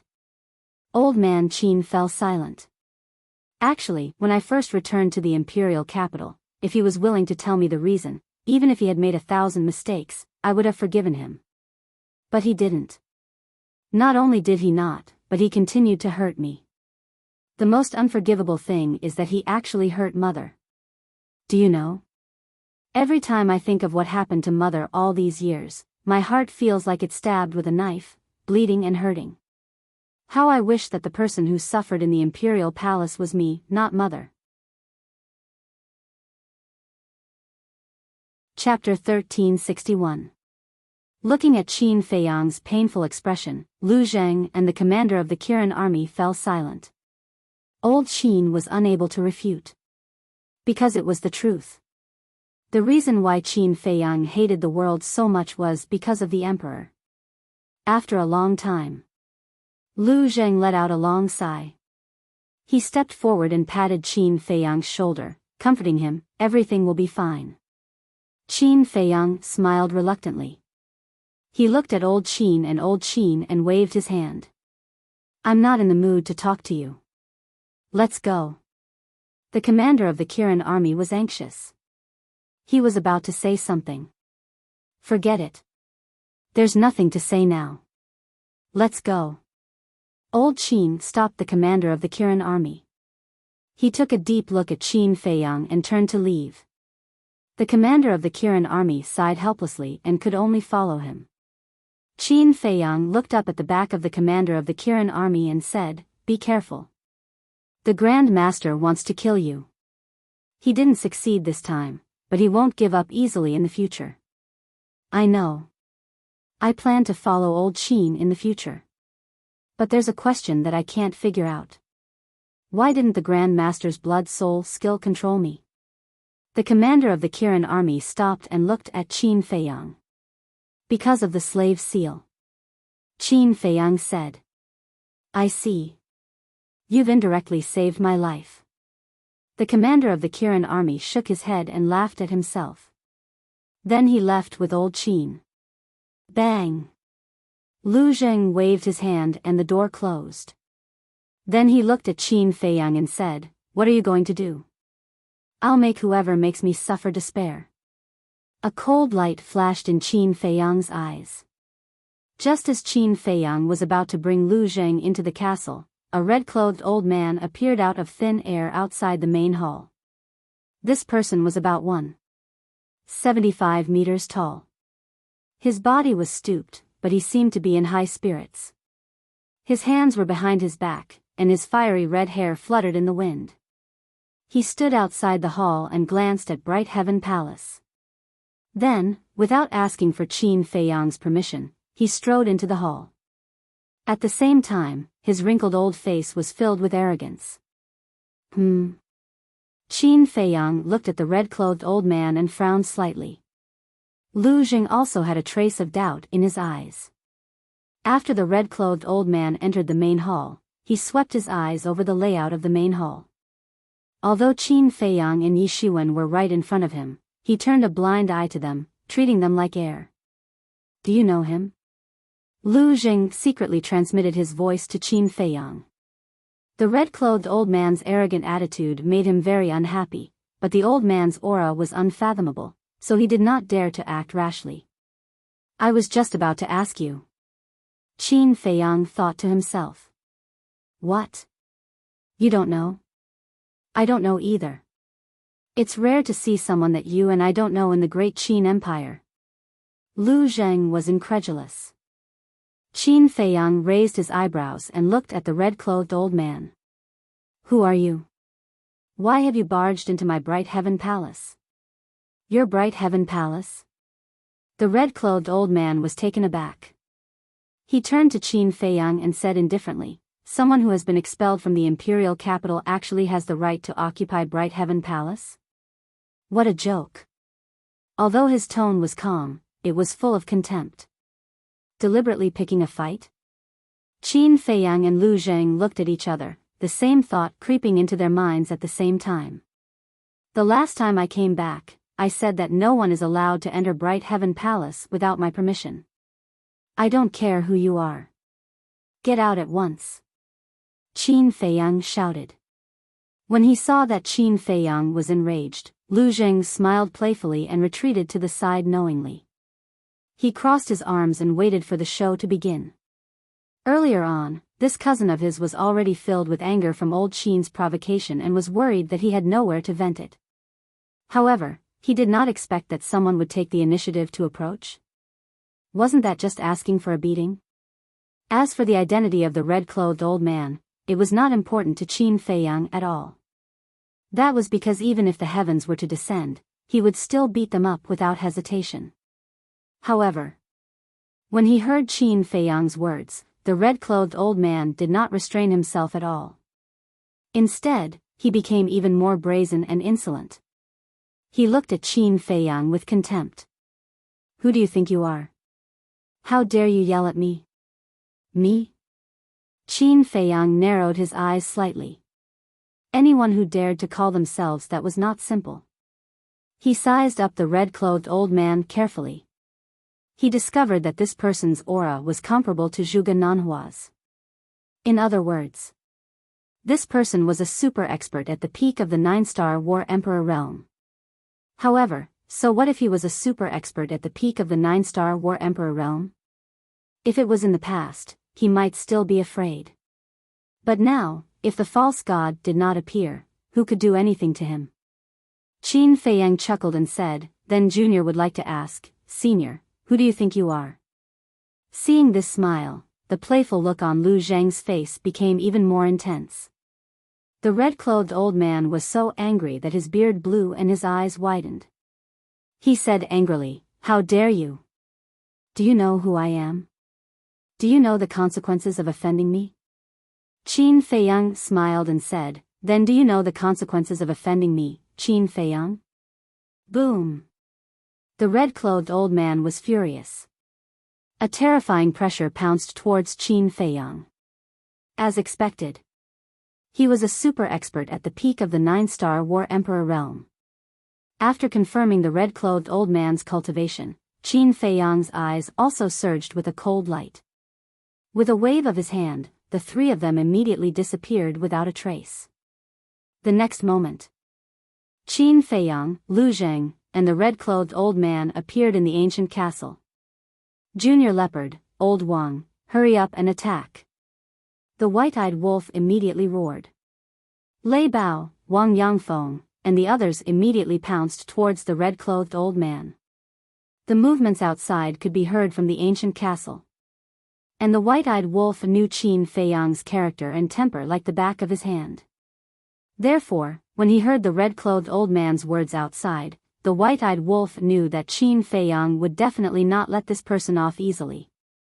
So, he had already asked Lei Bao, Seal, Seahorse, Wang Yangfeng, and the others to prepare early in the morning. Finally, sure enough, it was as expected. Qin Feiyang brought the red-clothed old man to the ancient castle.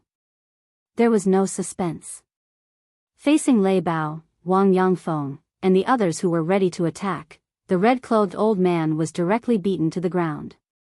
His entire body was dripping with blood in an instant, and miserable howls could be heard incessantly. His chi was shattered by Lei Bao at the first moment. "You are simply too presumptuous.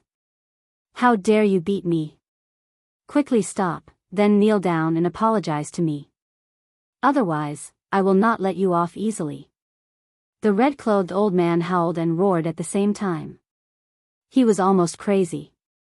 "How dare you be so arrogant? Continue to beat him up. Today, I will beat you until you kneel down and beg for mercy." The white-eyed wolf shouted.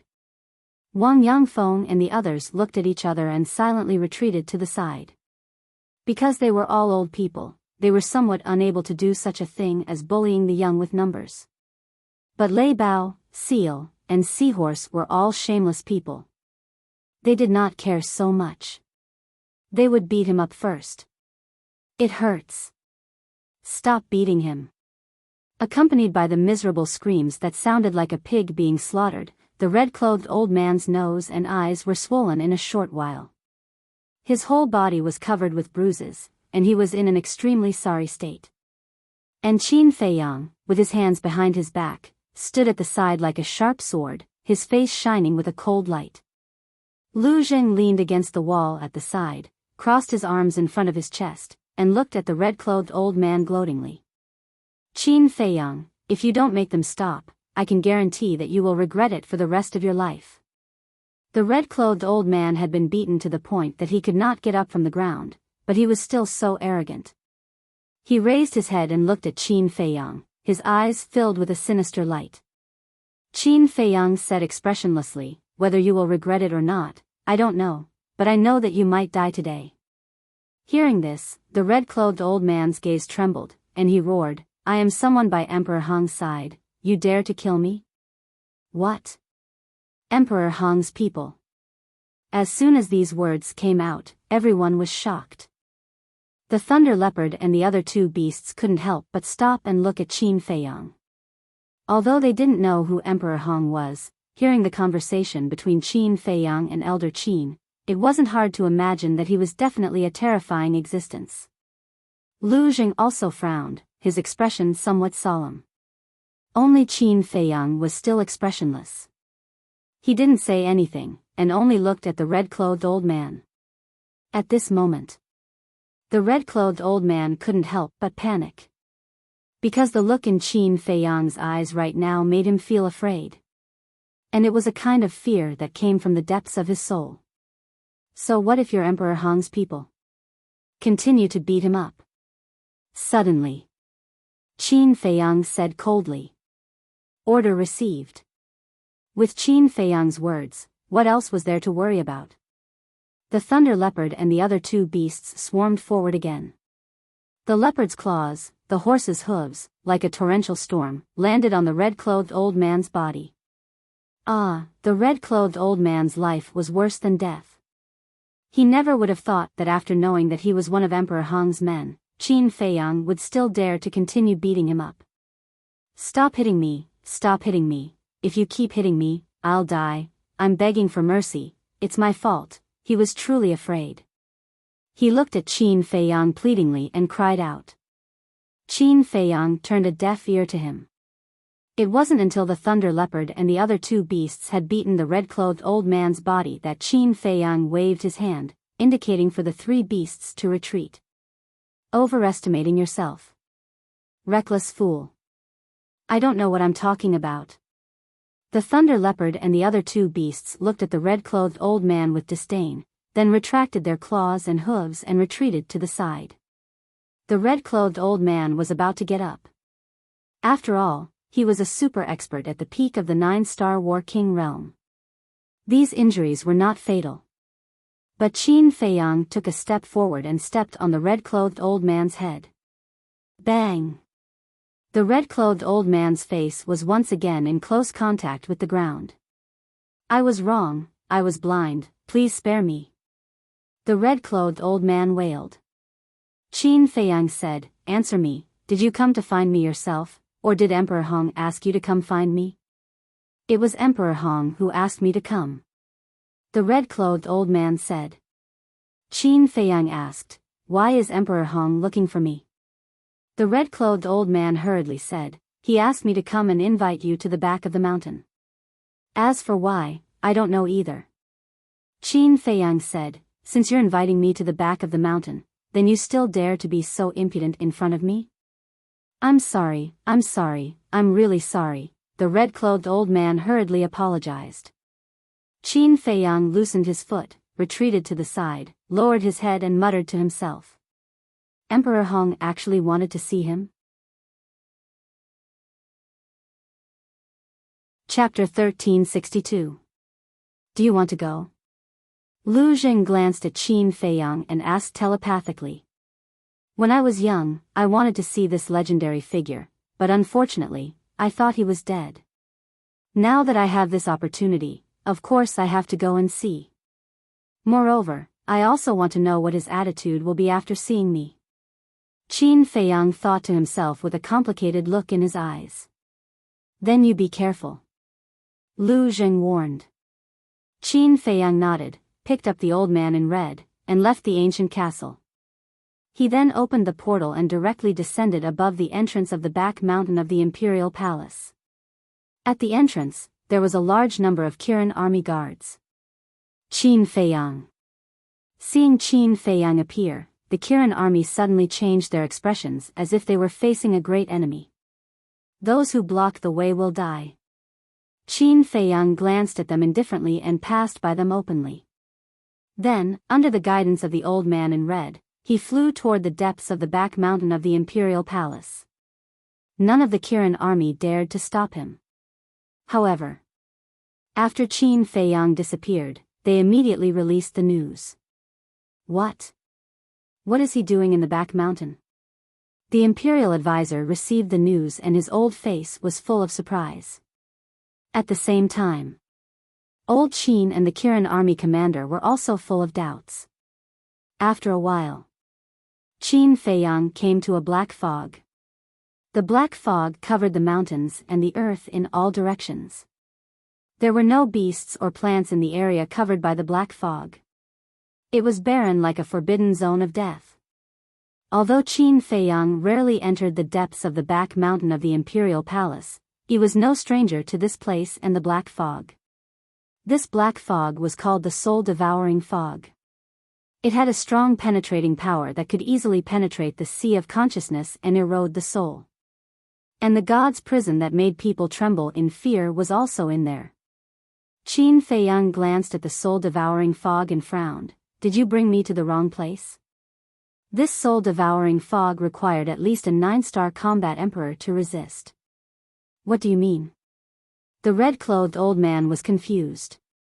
This is clearly the location of the divine prison, and you brought me here. Don't tell me that Emperor Hong is currently in the divine prison? Qin Feiyang said. He's not in the divine prison. However, if you want to go to Emperor Hong's residence, you must pass through here, because Emperor Hong lives at the back of the divine prison. The red-clothed old man was afraid that Qin Feiyang would misunderstand that he had ulterior motives, so he quickly explained. Qin Feiyang said, then take out the token. A token was required to pass through the soul-devouring fog. This token could release a golden barrier to isolate the soul-devouring mist. The commander of the Kirin army had one. When he went to save his mother, it was the commander of the Kirin army who led him into the god's prison. I didn't. The old man shook his head. No. Qin Feiyang raised his eyebrows. The red-clothed old man said, with my cultivation, I can completely ignore this soul-devouring fog. How could I have a token? That makes sense. Qin Feiyang nodded. The red-clothed old man said, why don't you rest here for a while? After I repair my qi, I'll bring you in. Is it necessary? Qin Feiyang laughed disdainfully. Right now, he had a 9-star war emperor and a 9-star emperor beast by his side. Not to mention, now that the castle could move, even without the help of the token and the 9-star war emperor, he could freely travel through the soul-devouring fog. Qin Feiyang grabbed the red-clothed old man and entered the castle. Then, he drove the castle straight in. Soon, he saw the divine prison. As usual, the divine prison was located on top of a mountain. It was like an ancient beast, emitting a heart-palpitating aura. And in front of the divine prison, there were two black-robed men guarding. They were like two stone sculptures, sitting cross-legged on the ground without moving. The aura emitted from their bodies was also extremely terrifying. Of course, their identities were not simple either. Even when the commander of the Kirin army saw them, he had to respectfully address them as ancestor. However, at this moment, the castle flew past the divine prison, and they did not notice it. After brushing past the divine prison, the castle continued to fly deeper into the divine prison. About 100 breaths passed. The castle finally flew out of the soul-devouring fog's area, and what entered the scene was a vibrant mountain range. The mountains were lush with vegetation, and wild flowers were blooming. Clear rivers ran through the east, west, north, and south like giant dragons. Moreover, there were also many fierce beasts here. Every fierce beast had reached the War Emperor realm. However, they were very well behaved and quietly cultivated, making this place seem especially peaceful, like a paradise. I didn't expect that there would be such a peaceful place hidden in the back mountain of the imperial palace. Qin Feiyang brought the red-clothed old man and appeared above a mountain ridge. He scanned the mountains below with a surprised expression. The fierce beasts in the mountain stream also discovered Qin Feiyang. But not a single fierce beast went to find trouble with Qin Feiyang. They all looked at him curiously. Where do we go now? Qin Feiyang retracted his gaze, looked at the red-clothed old man, and asked. Continue forward, about 20 miles, and you will see a huge mountain. Emperor Hong is there. The red-clothed old man said. Qin Feiyang waved his hand, and brought the red-clothed old man, cutting through the sky like lightning. Not long after, he saw the huge mountain that the red-clothed old man had mentioned. The huge mountain was more than 1,000 feet tall, surrounded by mist, and auspicious beasts were flying. A waterfall poured down from the top of the mountain, converging into a lake at the foot of the mountain. The lake was about a few hundred feet long, and the water rippled. In the lake, groups of colorful fish swam happily. Around the lake, there was a patch of green. The lotus leaves were slender and elegant, and the lotus flowers were blooming one after another. Some of them were blooming, competing for beauty, while some were budding, like young girls in their boudoir. An inconspicuous courtyard sat quietly by the lakeside. The courtyard was large, but very old. A neat row of wooden fences surrounded the courtyard. Inside, there was a vegetable garden, a flower garden, a pavilion, a stream, and a 2-story wooden building. This place was full of simplicity and tranquility. And in this tranquility, a white-haired old man sat alone by the lake. In front of him was a stone table. On the stone table, a teapot and a teacup were neatly placed. The teacup was filled with tea, and the fragrance of the tea assailed the nose. And in the old man's hand, he was also holding a teacup. He slowly tasted the tea while admiring the beautiful scenery of the lake, incomparably comfortable. He is Emperor Hong. The red-clothed old man pointed at the white-haired old man and said to Qin Feiyang, his expression full of respect. Qin Feiyang raised his head to look at the white-clothed old man. The old man's back was facing Qin Feiyang, so Qin Feiyang could not see the old man's face. But from the old man's back, Qin Feiyang saw a transcendent aura, as if he was a god from beyond the heavens.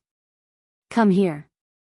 Suddenly, the old man's voice sounded, without the slightest hint of strength. It was flat and indifferent, making people feel very comfortable. Qin Feiyang took a deep breath and walked over in large strides. The lake rippled, and a few small red carps jumped out of the lake, as if welcoming Qin Feiyang, and then jumped back into the lake, splashing waves. Qin Feiyang walked to the old man's side. The old man smiled and said, "The tea is prepared for you, sit down." Qin Feiyang looked at the teacup on the stone table, threw the red-clothed old man on the ground, and then walked to the opposite side of the old man and sat on the stone bench. Immediately, the old man's face entered Qin Feiyang's line of sight. It was a very kind face. Although the old man's face was covered with the traces of time, his eyes were very bright, and there was no aggressive feeling. He was very peaceful, giving people a sense of approachability. Qin Feiyang picked up the teacup, put it to the tip of his nose and smelled it, but did not drink it. He put down the teacup again, and did not look at the old man again, turning his head to look at the clear lake. Emperor Hong also did not speak, quietly tasting the tea. The red-clothed old man got up, looked at Qin Feiyang with resentment, ran to the side of Emperor Hong, and shouted, "Lord, you have to uphold justice for me." "What?" Emperor Hong asked with a smile. "I kindly invited him over, but he didn't know what was good for him, and actually let his subordinates and fierce beasts humiliate me. Look, the injuries on my body were all caused by them. They even destroyed my sea of qi," the red-clothed old man said with grievance. Emperor Hong looked at the red-clothed old man, shook his head and smiled. "It's already lucky to be able to keep your life. What else do you want to do? Leave." The red-clothed old man still wanted to say something. Emperor Hong waved his hand. Seeing this, the red-clothed old man's expression was suddenly filled with helplessness. He turned around and disappeared into the wooden building in the courtyard with a belly full of resentment. Emperor Hong glanced at Qin Feiyang and continued to drink tea. Sigh. After an unknown period of time, Qin Feiyang sighed faintly, turned his head to look at Emperor Hong, and said, "Should I call you Emperor Hong? Or should I call you great-grandfather?" "Great-grandfather?" Inside the castle. Hearing Qin Feiyang's words, whether it was the white-eyed wolf and the other beasts, Lu Hong, Wang Yangfeng, and the others, they were all dumbfounded. Outside.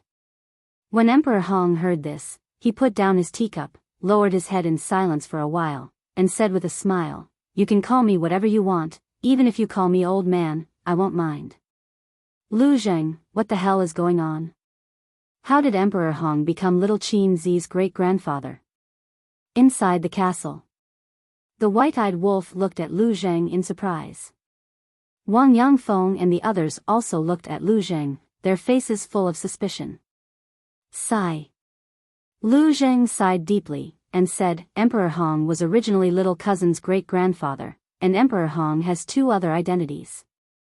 "What identity?" the white-eyed wolf asked. "The biological son of the late emperor, the second emperor of the Great Qin Empire," Lu Zheng said. "What?" Everyone's expression changed. "The biological son of the late emperor? The second emperor of the Great Qin Empire? God! This old man's identity was too terrifying. No wonder even the state preceptor and elder Qin were so respectful to Emperor Hong. By the lake. Qin Feiyang looked at Emperor Hong quietly, and then shook his head with a smile, and said indifferently, "I am a person who has been expelled from the imperial palace. What qualifications do I have to call you great-grandfather? It's better to call you Emperor Hong, so as to avoid falling into the hands of others, saying that I, Qin Feiyang, am trying to climb up the ranks. As long as you're happy." Emperor Hong smiled. There was no reluctance, as if in his eyes, Qin Feiyang was really not a descendant of his Qin clan. Qin Feiyang laughed at himself. Originally, he thought that when Emperor Hong heard his words, he would feel a little regret, but in the end, he was very disappointed. Actually, although Qin Feiyang hated the emperor, he did not hate everyone. Chapter 1363. Because Emperor Hong was his great-grandfather after all. Blood was thicker than water. If just now, Emperor Hong could show even the slightest bit of regret, Qin Feiyang would respectfully call him great-grandfather. What a pity. He didn't see it. Was it sad? He felt that he was indeed quite sad. As a descendant of the Qin clan, he was actually so unrecognized. After letting out a long breath, Qin Feiyang looked at Emperor Hong and said, "I don't want to talk nonsense, just say it, why are you looking for me?" Emperor Hong looked at Qin Feiyang in astonishment and said with a smile, "I've often heard people say that you are a swift and decisive person. It really isn't false at all. Since that's the case, then this old man will not beat around the bush." Qin Feiyang looked at him calmly. Emperor Hong asked, "Not long ago, what happened in the throne room? I believe you have already received the news, right?" "Yes." Qin Feiyang nodded. "Do you know the reason?" Emperor Hong asked. Qin Feiyang said, "I know everything." Emperor Hong was slightly taken aback, and asked suspiciously, "The emperor was impersonated by Zhuge Nanhua, you know that too? What are you trying to say?" Qin Feiyang began to get impatient. Emperor Hong laughed, "Young man, don't be so impatient. This old man wants to know, who told you?" "Old Qin." Qin Feiyang did not hide it. Because if Emperor Hong wanted to investigate, he would definitely not be able to hide it. "So that's how it is." Emperor Hong nodded his head in realization, and said with a smile, "It's good that you know, lest this old man say another word and waste time." Qin Feiyang frowned, and asked in confusion, "What do you mean? And you plan to tell me these things personally?" "Yes." Emperor Hong nodded. "Why?" Qin Feiyang was puzzled. Emperor Hong said, "Because this old man wants you to know the truth, and only after knowing the truth can I cut off your thoughts." The more Qin Feiyang listened, the more he felt that something was wrong, and said, "What thoughts do I have?" "Emperor's throne." Emperor Hong drank a mouthful of tea, raised his head to look at Qin Feiyang, and said, "Whoosh." Qin Feiyang suddenly stood up, his eyes burning with anger. It turned out that this old man was worried that he would covet the throne. Emperor Hong smiled and said, "Don't tell this old man that you don't have any thoughts about the throne." "Huh." Qin Feiyang raised his head and laughed out loud. She had specially called him over because she suspected him? Great-grandfather? Family? Huh, what a joke. At this moment, his heart was as cold as steel. He, Qin Feiyang, would rather not have such a family. Qin Feiyang returned to the stone bench. The respect in his heart for Emperor Hong had already vanished without a trace. He sneered and said, "Are you so sure that I have thoughts about the throne?" Emperor Hong said, "If you don't have any thoughts, why did you kill the princes back then?" "Just because I killed the princes, it means that I have designs on the throne?" "Old man, is that all you can think of?" Qin Feiyang chuckled and said, not concealing the ridicule. Emperor Hong was not angry either. He smiled faintly and said, "This old man's head might not be as good as yours, but this old man's strength, I'm afraid that you will never be able to catch up in this lifetime." "Huh." Qin Feiyang laughed loudly again and said, "Are you very strong?" "At least stronger than you, isn't it?" Emperor Hong said with a smile. "That's true. After all, you have lived for at least 10,000 years, and I have only lived for a few decades. In terms of strength, I definitely can't compare to you." Qin Feiyang said with a smile. As long as one was not a fool, the meaning behind these words could be understood. It was clearly mocking Emperor Hong. Emperor Hong also did not know if he was really broad-minded, or was he enduring. There was not the slightest trace of anger on his face. It was as calm as ever. "It's useless to say more. This old man just wants to tell you, if the emperor is really harmed, the little prince will be the only successor to the throne. As for you, you can live in the imperial capital, but the prerequisite is that you don't do anything out of line. After all, you are no longer a member of my Qin clan. This old man can give you a better suggestion. Where did you come from? Where did you come from? You have a free and unfettered life, and we also have a relaxed and carefree life. Why not?" Emperor Hong said with a smile. "Makes sense."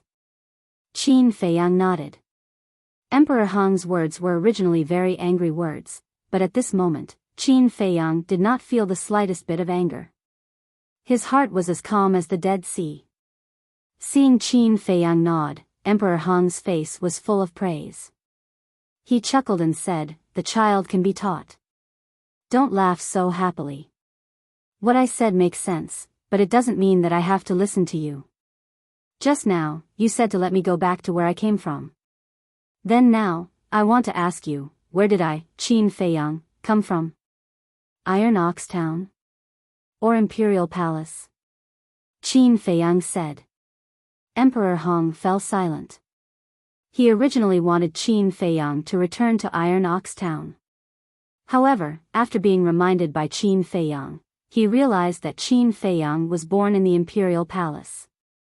A moment later, Emperor Hong raised his head to look at Qin Feiyang and said with a smile, "You can live in Bright Heaven Palace, but don't touch things that you can't touch. Don't worry, I'm not interested.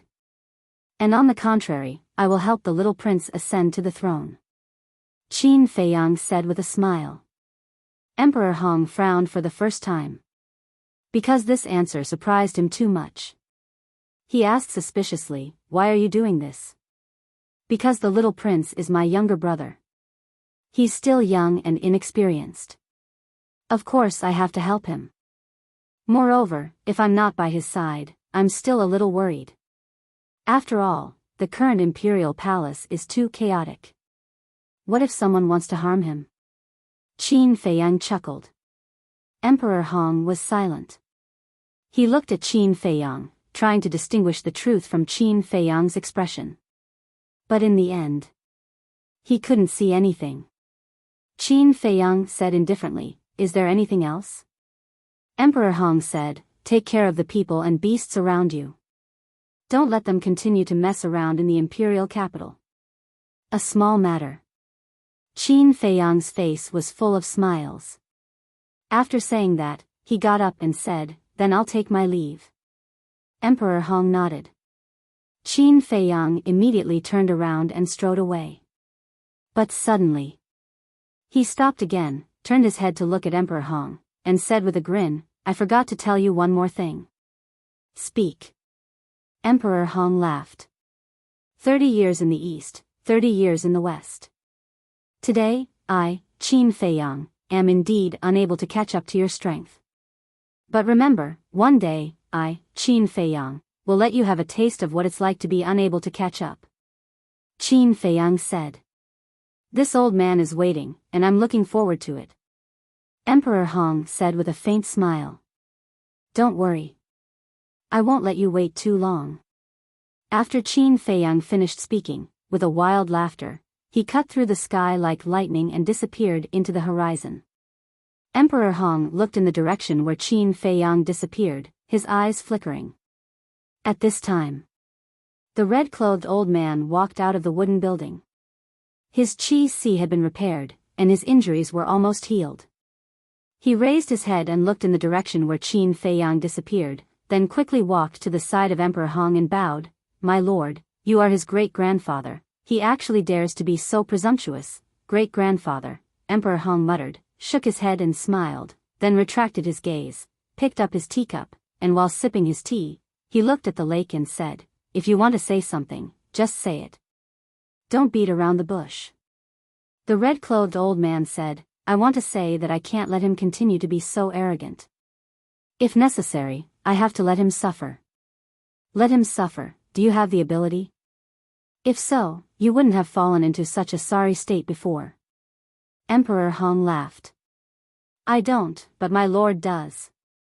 With my lord's strength, if you want to teach him a lesson, isn't it just a matter of waving your hand? The red-clothed old man said. Emperor Hong sighed and said, there is a saying that blood is thicker than water. Although he is in the wrong, how can I bear to hurt him? Moreover, he has also obtained the inheritance of my father. The red-clothed old man said, my lord, you are raising a tiger. Raising a tiger? Emperor Hong smiled disapprovingly, and said, do you really think that he will surpass me one day? I admit, his talent is very good. But becoming a deity isn't an easy thing either. How many unparalleled geniuses are there in the world? Which one wasn't astonishingly talented when they were young? But in the end, how many can become a deity? Just like you, when you were young, you were also considered a monster. But now, aren't you still trapped at the peak realm of 9-star combat emperor, unable to advance an inch? Becoming a deity, what is needed is not just talent, but also mental state. Qin Feiyang, your obsession is too deep. Fate is already set, there is no chance to become a deity. Emperor Hong said with a faint smile. To even be able to see this, my lord really has discerning eyes. The red-clothed old man's face was full of admiration. Bright Heaven Palace. Qin Feiyang returned to Bright Heaven Palace and directly entered the ancient castle, continuing to copy the third stroke of the line character formula. Looking at Qin Feiyang's back view, Fatso and the rest all had looks of wanting to say something but hesitated. If you don't want to say it, then go away. Big brother will say it. The white-eyed wolf pushed away Fatso and the others, walked behind Qin Feiyang, and said, Little Qin Zi, Big brother really feels that it's not worth it for you. Why? Qin Feiyang asked without turning his head. In these 2 years, in order to deal with Mu Tianyang and the state preceptor, you have been running around everywhere and fell into desperate situations several times. Now, this Emperor Hong, not only did he not say a word of gratitude, he even targeted you like this. This is simply too much. The white-eyed wolf was furious. Yes. He actually wants to drive you out of the imperial capital again. In Fat Lord's opinion, he doesn't treat you as family at all. Fatso snorted coldly. Qin Feiyang retracted his arm, turned to look at Fatso and the white-eyed wolf and asked, Then in your opinion, how should I fight back? Fat Lord says that you have to do what he doesn't want you to do. Fatso said. Yes. Didn't he tell you not to think about the throne? Why don't we just think of a way to snatch the throne? The white-eyed wolf's eyes flashed fiercely. Emperor Hong has already made up his mind to let the little prince inherit the throne. How can it be as easy as you say to snatch it? Lu Zheng shook his head. The white-eyed wolf laughed and said, What if the little prince dies? Lu Zheng was shocked and hurriedly looked at the white-eyed wolf, saying, Don't mess around. The little prince now has Emperor Hong's support. If you dare to touch him, none of us will be able to escape. What are you afraid of? What kind of storm have we not seen before? The white-eyed wolf said disdainfully. You're digging your own grave. Lu Zheng coldly snorted, looked at Qin Feiyang and said, Don't listen to the white-eyed wolf. If you really want to go against Emperor Hong, we can take our time and think about it. Don't use such radical methods. Qin Feiyang smiled and said nothing. With a faint smile, he said, Let's all cultivate. Finished. Qin Feiyang then turned around and continued to copy the Xing formula. Don't come up with bad ideas in the future. It will only harm little cousin. Lu Zheng glared at the white-eyed wolf and Fatso, and also walked to the side to continue cultivating. The white-eyed wolf and Fatso pursed their lips. Looking at the wrong Qin Feiyang, they were very unhappy. Chapter 1364. After Fatso and white-eyed wolf entered the state of cultivation, the others also closed their eyes and calmed down to cultivate. Qin Feiyang also didn't say a word, silently copying the Xing formula. Inside the castle, it gradually calmed down, showing a peaceful atmosphere. But outside, there was an undercurrent surging. The first was the imperial preceptor. Although the first step of the plan had been completed, he didn't dare to relax at all. Because in his heart, there was always a thorn. This thorn was undoubtedly the emperor. So next, he spared no expense and sent all the people he could trust to various places in the great Qin Empire, including the 9 provinces, to find the whereabouts of the emperor. Of course. The people who went to find the emperor were all very low-key. Because once the news was leaked, the news of the emperor's death would immediately spread throughout the great Qin Empire. This was not the result that Emperor Hong wanted to see. As for Elder Qin and the commander of the Kirin army, at first, they were looking for various reasons to prevent the imperial preceptor's people from entering the 9 provinces. Because they knew that the emperor was in the 9 provinces. Preventing the imperial preceptor's people from entering the 9 provinces was equivalent to protecting the emperor. But soon, They realized that everything they had done was useless. Because now, the imperial preceptor had the support of Emperor Hong and was like the sun in the sky. It was impossible to stop the imperial preceptor. So, they could only give up. At the same time, they could only silently pray for the emperor in their hearts. In addition, the descendants of the Zhuge family were also slowly becoming active. But their active way was to clamor for Qin Feiyang. Especially Zhuge Jinghong, who asked Xia Changjin to slander Qin Feiyang in the temple all day long. He said that Qin Feiyang was timid, cowardly, and incompetent, and didn't dare to accept Zhuge Jinghong's challenge. The reason he did this was naturally to provoke Qin Feiyang. However, Qin Feiyang, who received the news, didn't take it seriously at all. However, Qin Feiyang's silence caused Zhuge Jinghong to become even more aggressive and say anything. In the end, he even asked Xia Changjin to insult Qin Feiyang's mother. Because everyone in the capital knew that the person Qin Feiyang cared about the most was his mother. Hence, Zhuge Jinghong felt that this would definitely infuriate Qin Feiyang. It was not only Zhuge Jinghong, all of the disciples of the War God Hall thought the same. That day, many disciples who usually did not show their faces came out of seclusion and gathered at the fighting arena, anticipating the arrival of Qin Feiyang.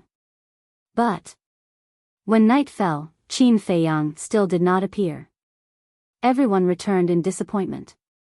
Disappointed, he couldn't help but shake his head in mockery. His mother was humiliated in public, but he didn't even show up. What an idiot. However, on the second day, something happened that shook the entire temple. Someone discovered the corpses of Zhuge Jinghong and Xia Zhangjin in the fighting arena early in the morning. The two of them were chopped into 8 pieces and thrown into the center of the arena. Their deaths were extremely tragic. That bloody scene caused countless disciples to be terrified. That was because they didn't sense any battle fluctuations in the War God Temple that night. In other words, Zhuge Jinghong and Zhuge Jinghong were assassinated soundlessly. One must know. Zhuge Jinghong was an 8-star combat emperor. To kill him soundlessly, even a 9-star combat emperor might not be able to do it. Furthermore, the War God Temple had an elder and a hall master overseeing it. The elder and the hall master were both 9-star combat emperors. Who was the culprit behind this? To actually be able to kill Zhuge Jinghong and Xia Zhangjin under the noses of 2 9-star combat emperors? But very quickly, everyone thought of one person. And the person they thought of was still the same person. Qin Feiyang. Xia Zhangjin insulted Qin Feiyang's mother that day, and the two of them were assassinated at night. If this was not done by Qin Feiyang, who else could it be?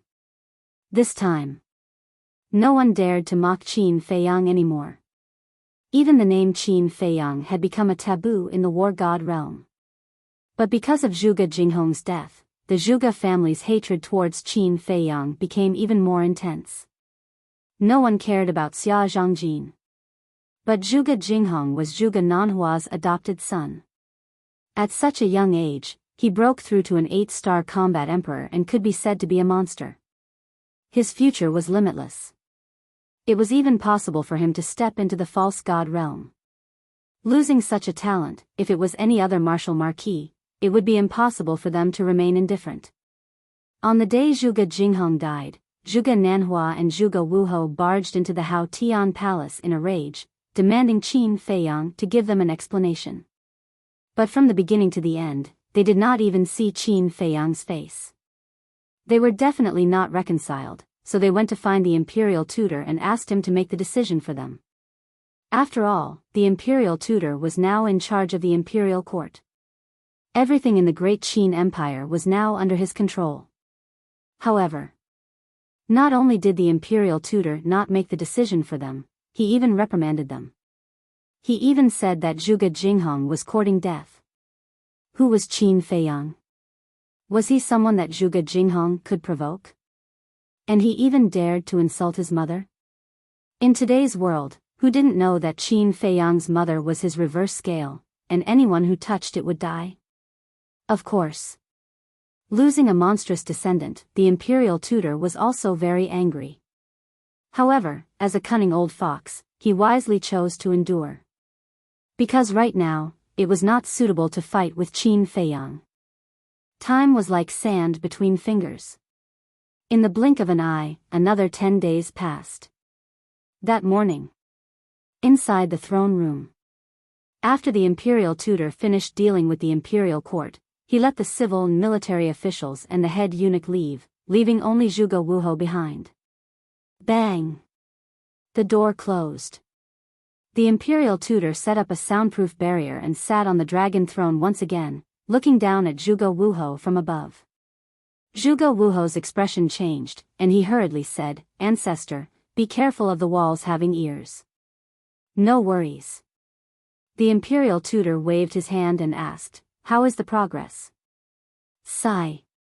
Zhuge Wuhou shook his head and sighed, "Our people have searched almost the entire Great Qin Empire, but we have never found the whereabouts of the emperor." The imperial tutor frowned and asked, "What about Elder Qin?" "It won't work either. That old thing is too vigilant. Our people can't get close to him at all." Zhuge Wuhou's brows were filled with anger. The more he acts like this, the more suspicious he is. The imperial tutor snorted coldly. Zhuge Wuhou said helplessly, "Even so, he is still a fake god. What can we do to him?" The imperial tutor lowered his head and muttered to himself. A moment later, a cold light flashed in his eyes as he said, "If this drags on, it won't be a good thing for us. We must confirm the life and death of the emperor as soon as possible." "What is the ancestor's opinion?" Zhuge Wuhou asked. The imperial tutor frowned and said, "This old man has thought of a plan, but it's a bit radical." "What plan?" Zhuge Wuhou asked.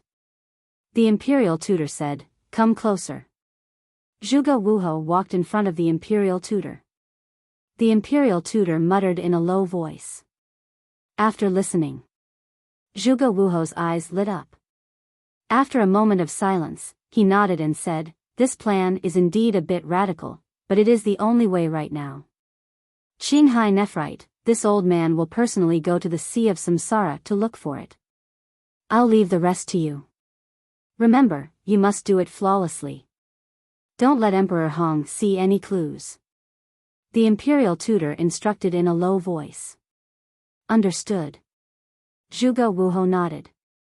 The imperial tutor waved his hand, and the sound barrier dissipated. Zhuge Wuhou turned around and walked in. Just as Zhuge Wuhou walked out of the throne room, a black-clothed man with a sinister appearance walked towards him. This person was Yan Wei. When the two met, Yan Wei cupped his hands and said, "Greetings, Wuhou." Zhuge Wuhou nodded his head, looked at Yan Wei with contempt, and then left in large strides. Looking at Zhuge Wuhou's back, a cold light flashed in the depths of Yan Wei's eyes. He then entered the throne room and bowed, "Greetings, Lord Imperial Tutor." The Imperial Tutor asked, "Is there any movement from Qin Feiyang's side?" These days, the Imperial Tutor had always asked Yan Wei to monitor Qin Feiyang near the Bright Sky Palace. Nothing. These days, this subordinate hasn't seen a single person. Elder Qin and the commander of the Kirin army also haven't gone to look for him. Yan Wei replied respectfully. "This little bastard, what exactly is he doing? This old man doesn't believe that he has been cultivating all this time." The Imperial Tutor frowned. In his heart, Qin Feiyang was even more difficult to deal with than Emperor Hong. Emperor Hong, as the son of the previous emperor and the second emperor, was definitely not an idiot. But fortunately, Emperor Hong did not care about the affairs of the world. So, the Imperial Tutor didn't really care. As for Qin Feiyang, he understood. According to Qin Feiyang's personality, he would definitely not sit back and do nothing. But why was there no movement at all? This caused his heart to be in a mess, unable to settle down. Yan Wei asked, 10 days ago, this subordinate heard that Qin Feiyang went to the back of the mountain? What did he go to the back of the mountain for? The Imperial Tutor said, this old man has personally investigated. The good thing is that Emperor Hong wants to see him. What? Emperor Hong wants to see him personally? Yen Wei was shocked. The imperial tutor frowned. This old man has been wondering why Emperor Hong is looking for Qin Feiyang. Didn't you ask? Yen Wei said. Who do you think Emperor Hong is? He is the son of the previous emperor, and his strength is even stronger than this old man's. How would this old man dare to ask him about these things? The imperial tutor said powerlessly. Yen Wei's eyes flickered. Wait. Suddenly, the imperial tutor's eyes lit up, and said, this old man suddenly thought of someone. Maybe he can tell this old man these things. Who is it? Yen Wei was surprised. Qin Jun. The imperial tutor said. Qin Jun? Yen Wei was stunned. Qin Jun was Emperor Hong's page boy when he was young. This person is loyal to Emperor Hong, and Emperor Hong also takes care of him, so he has always stayed by Emperor Hong's side. The last time this old man went to see Emperor Hong, he was also present. This old man even took the initiative to establish a contract bridge with him. The imperial tutor laughed. He's actually in existence from the same period as Emperor Hong? Yen Wei's face was filled with disbelief, and asked, then his cultivation, isn't it also very strong? His cultivation isn't that great. Peak of the 9-star War Emperor realm. The reason why this old man took the initiative to establish a contract bridge with him is entirely because he is Emperor Hong's page boy. The imperial tutor's face was filled with disdain.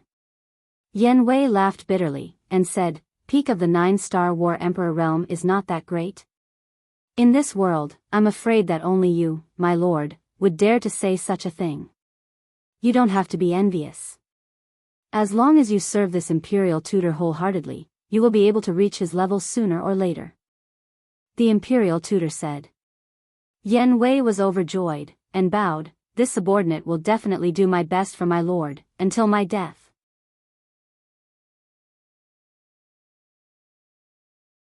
Chapter 1365.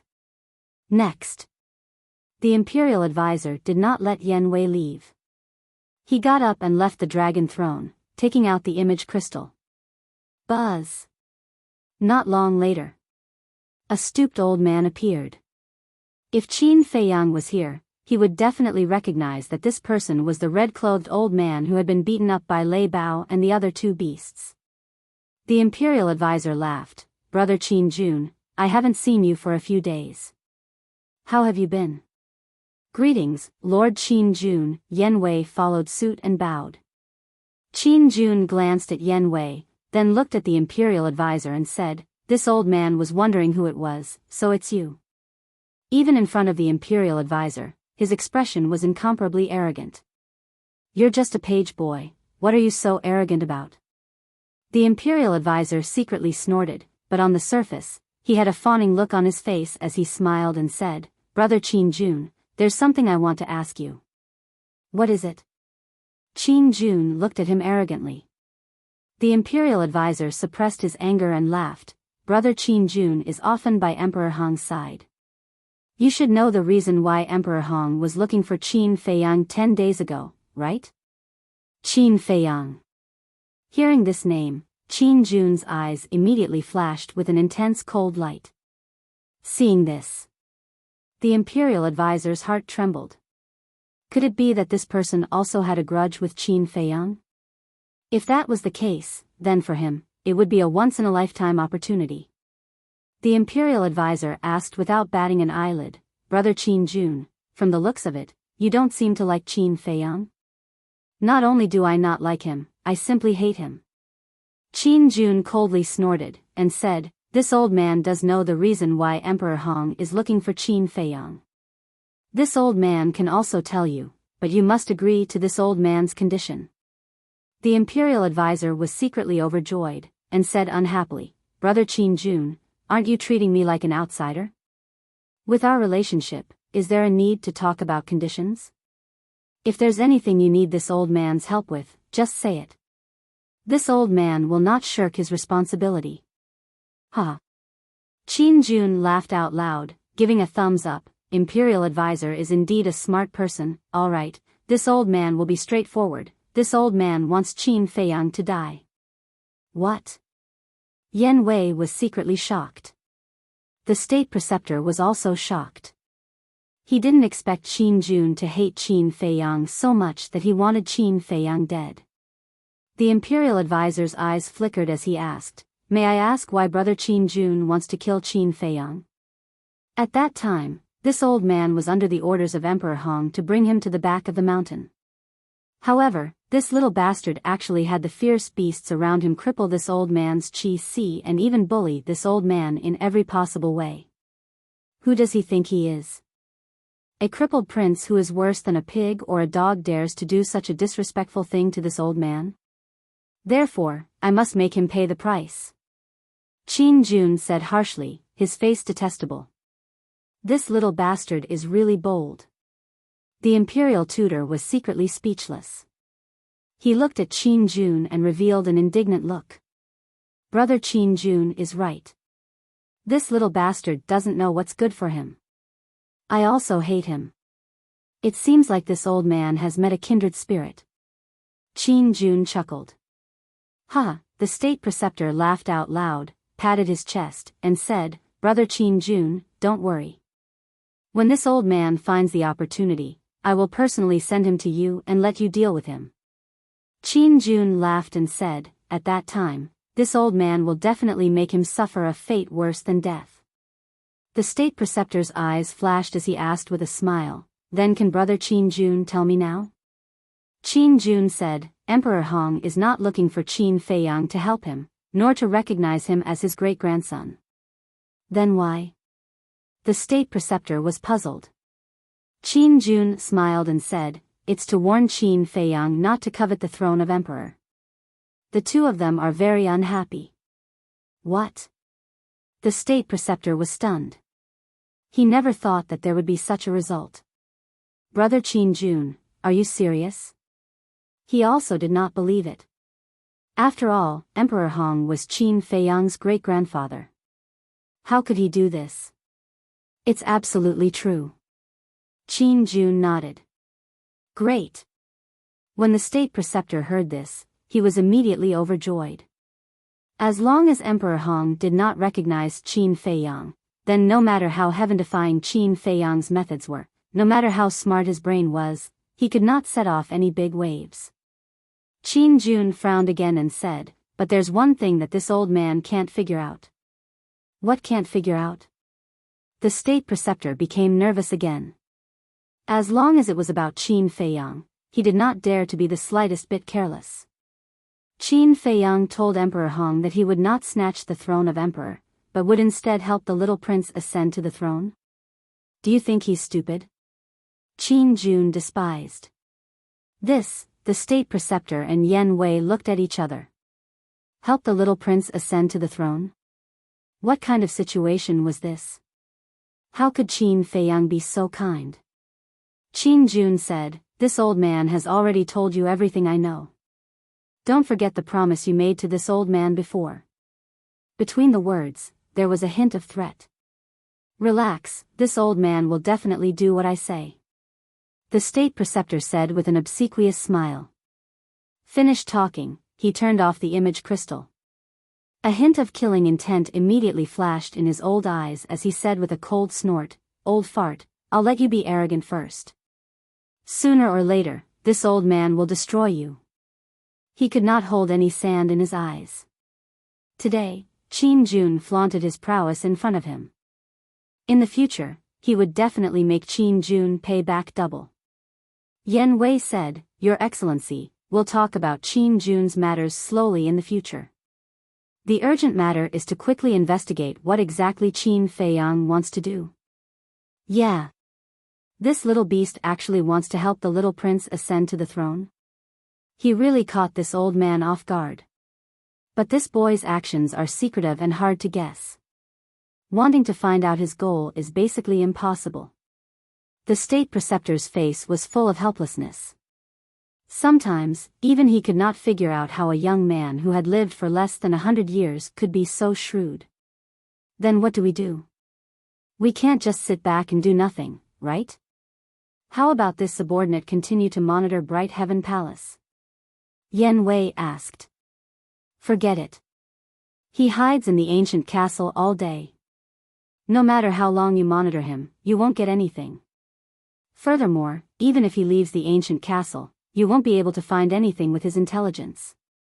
There's no need to waste your energy. In short, although I don't know why he wants to help the little prince, it's still good news for this old man. Now, follow me to the Sea of Reincarnation. The state preceptor said. Sea of Reincarnation? Yan Wei was stunned and asked in surprise, what are we going there for? To look for Qinghai Nephrite. With that said, the state preceptor opened the teleportation gate and walked in. Qinghai Nephrite, Yan Wei frowned and followed the teleportation gate with a belly full of doubts. It was also that evening. Within the ancient castle, Qin Feiyang's image crystal suddenly rang. He retracted his arm and took out the image crystal. Yan Wei's image appeared. Looking at the endless ocean behind Yan Wei, Qin Feiyang was stunned and asked suspiciously, "You're in the Sea of Reincarnation?" "Yes." Yan Wei nodded. Qin Feiyang frowned and said, "What are you doing there?" Yan Wei said, "The state preceptor is nearby now. Let's have a long talk." Seeing Yan Wei's solemn expression, Qin Feiyang could not help but become serious and said in a deep voice, "Speak." There has been no news of the emperor these days and the state preceptor is very worried. Therefore, in the morning, he came up with a plan with Zhuge Wuho in the throne room. Find someone to pretend to be the emperor's corpse and find a piece of Qinghai Nephrite to imitate the imperial jade seal. Yan Wei was about to continue when Qin Feiyang waved his hand and said, "You don't have to say anymore. I know what they are going to do." Yan Wei was slightly stunned and said in admiration, "Young master is indeed the young master. All right, I'll go find the state preceptor first. You deal with it on your side." "Oh right, you have to be careful of one person, Qin Jun." Qin Feiyang was suspicious. Yan Wei immediately told Qin Feiyang about Qin Jun's identity and his conversation with the state preceptor. "So it's that old man." Qin Feiyang suddenly understood and said with a faint smile, "It's just a 9-star combat emperor. There's nothing to worry about. The main goal now is to deal with the state preceptor. You have to tell me the rest of the news." "All right." Yan Wei replied and turned off the image crystal. Lu Jing opened his eyes and asked in confusion, "Little cousin, what is the state preceptor doing? He can't wait any longer. He asked someone to pretend to be the emperor's corpse and imitate the imperial jade seal. He wants to deceive the world and deceive Emperor Hong. Because once he sees the emperor's corpse and the imperial jade seal, Emperor Hong will definitely choose a time to let the little prince inherit the throne." Qin Feiyang said. Lu Jing frowned and said, "Isn't this method too radical?" "That's right. But the state preceptor is more worried that there will be changes if we delay." Qin Feiyang said. "The emperor's corpse can be impersonated, but the imperial jade seal was personally forged by the late emperor. As the son of the late emperor, Emperor Hong is more familiar with it than anyone else. I'm afraid that no matter how realistic his forgery is, it will be seen through by Emperor Hong. He's digging his own grave by doing this."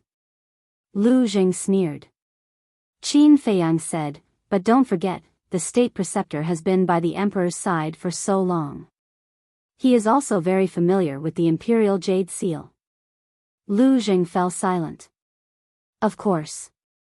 The state preceptor's biggest purpose is to deliberately provoke Elder Qin." Qin Feiyang said again. "Provoke Elder Qin for what?" Lu Jing was puzzled.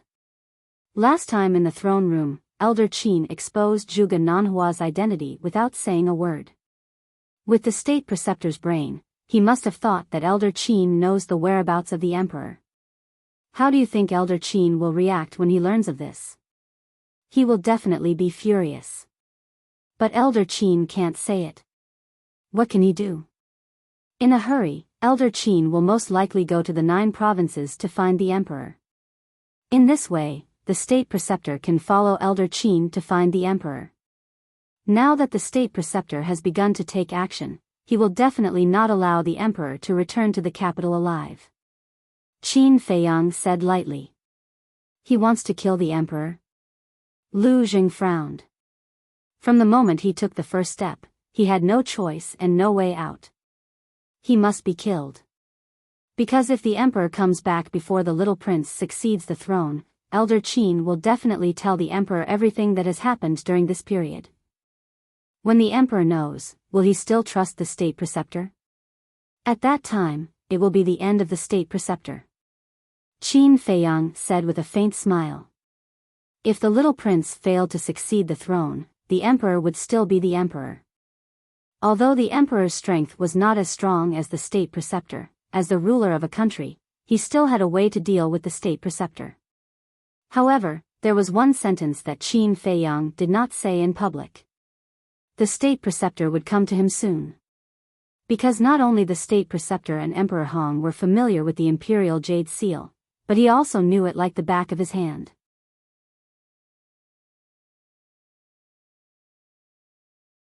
Chapter 1366. Sigh. Hearing all this, Lu Hong opened her eyes and said with a sigh, the scheming inside this imperial palace really makes people afraid. Isn't that so? If you're not careful, you'll be smashed to pieces. I really miss my life in the Yan County. Although there were intrigues at that time, it wasn't as scary as it is now. Fatso shook his head and sighed. Qin Feiyang laughed. That's why when you guys followed me into the imperial capital, I asked you guys to think about it carefully. Do you want to come or not? Wait. Don't think that we're really afraid. We're just sighing. Fatso immediately said. Lu Hong also nodded her head repeatedly, like a chicken pecking at rice. Qin Feiyang shook his head and smiled, then turned around and continued to copy the Xing character. Seeing this, Fatso asked suspiciously, Boss, after hearing the news about Yen Wei, don't you have any plans? Of course. However, it's not time yet. Qin Feiyang laughed without turning his head. Before he took action, he had to do his best to improve his cultivation. These days passed. 2/3 of the third stroke had already been completed. After careful calculation, Qin Feiyang had already spent a total of 20 days on this third stroke. 20 days. Only 2/3 of it was completed. In other words, it would take another 10 days to completely copy it. A full 30 days. Compared to the second stroke, it was almost twice as long. In fact, 30 days was nothing to cultivators. It passed in the blink of an eye. But one had to know. This was calculated according to the time outside. In the time of the ancient castle, 30 days was 300 days. This was almost a year's time. In other words, if there was no ancient castle, Qin Feiyang would need close to a year to copy the third stroke. And the third stroke would take such a long time, let alone the fourth, fifth, and sixth strokes. It could be said that the change in the ancient castle's time rules was a great fortune for him. Otherwise, he didn't know when he would be able to break through to the 9-star War Emperor and step into the false god realm. 5 years? 10 years? 20 years? It was hard to imagine. In the blink of an eye, another 10 days passed. Boom!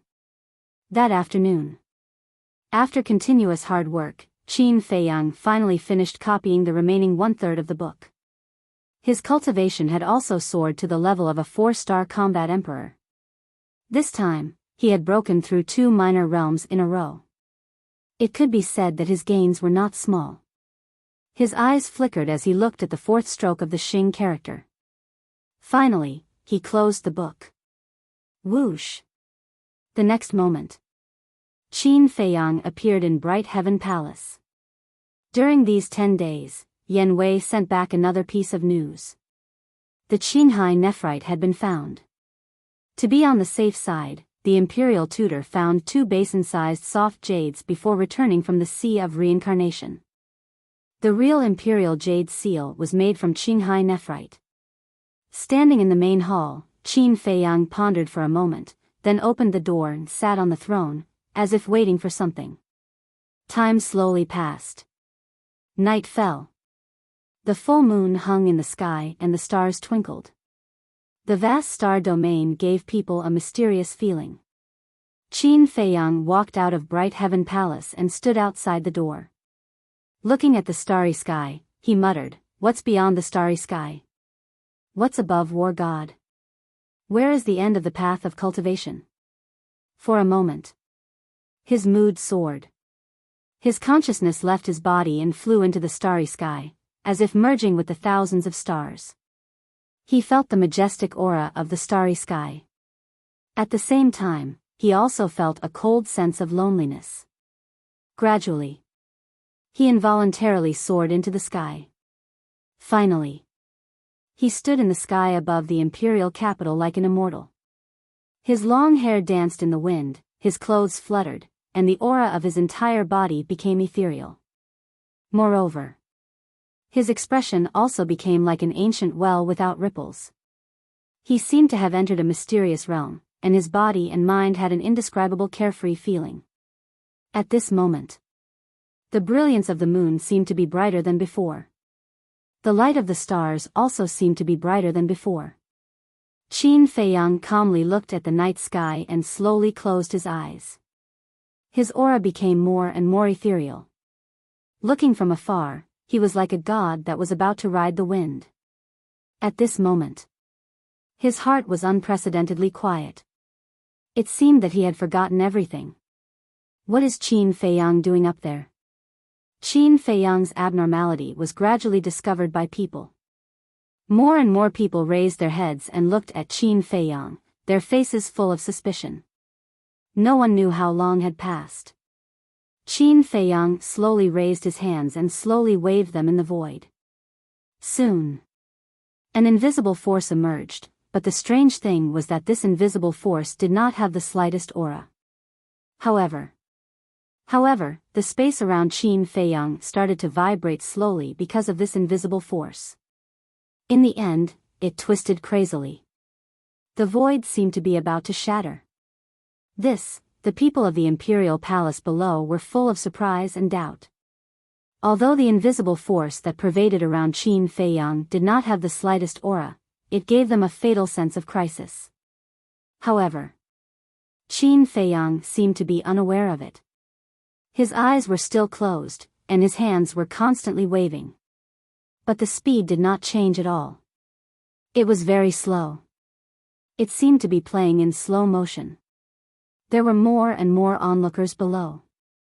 Some people, in order to see more clearly, even leaped into the air. Whoosh!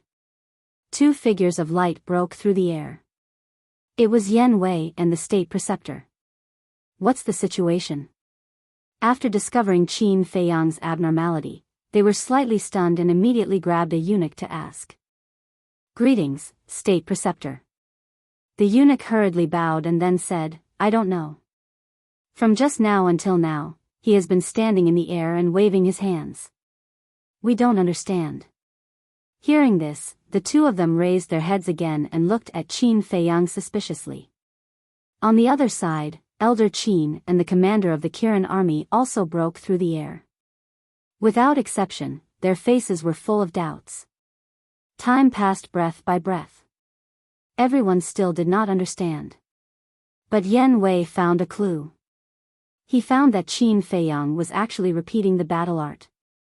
It was the first move of the ultimate tactics, landslide. But why was there no aura of the battle art? He could not figure it out. But what he could not figure out even more was why Qin Feiyang was doing this. Gradually, Yan Wei also found that Qin Feiyang stopped evolving the first move and began to evolve the second move of the ultimate tactics, earth-splitting. It was the same as before, constantly evolving, and there was still no aura of the battle art. There was only that surging invisible force, crazily surging in the void around Qin Feiyang. The void was also distorting more and more. Even in the sky above the imperial palace, there was already the sound of wind. Soon, Yan Wei was surprised to find that Qin Feiyang had begun to evolve the third move of the ultimate tactics, sky-splitting. The commander of the Kirin army frowned and said, "What exactly is he doing?" Elder Qin muttered, "It's a familiar scene, but what exactly is it?" This old man can't remember. About a few hundred breaths passed. Qin Feiyang had evolved the fourth move of the ultimate tactics, ultimate tactics. Everyone thought that this was deliberately done by Qin Feiyang. But that was not the case. At this moment, Qin Feiyang had no idea what he was doing. It was as if he had lost consciousness and his body was moving naturally. Another few hundred breaths passed. Qin Feiyang was no longer evolving a single move. He continuously evolved the four moves of the ultimate tactics. He repeated it again and again. Woo woo. At this moment, the sound of the wind above the imperial palace changed. It was getting louder and louder. But the strange thing was that everyone was above the imperial palace and did not feel the wind. Is it haunted? Everyone was bewildered. Woo woo, the sound of the wind was getting more and more ear-piercing, as if ghosts were roaring in the void. Everyone could not help but feel apprehensive.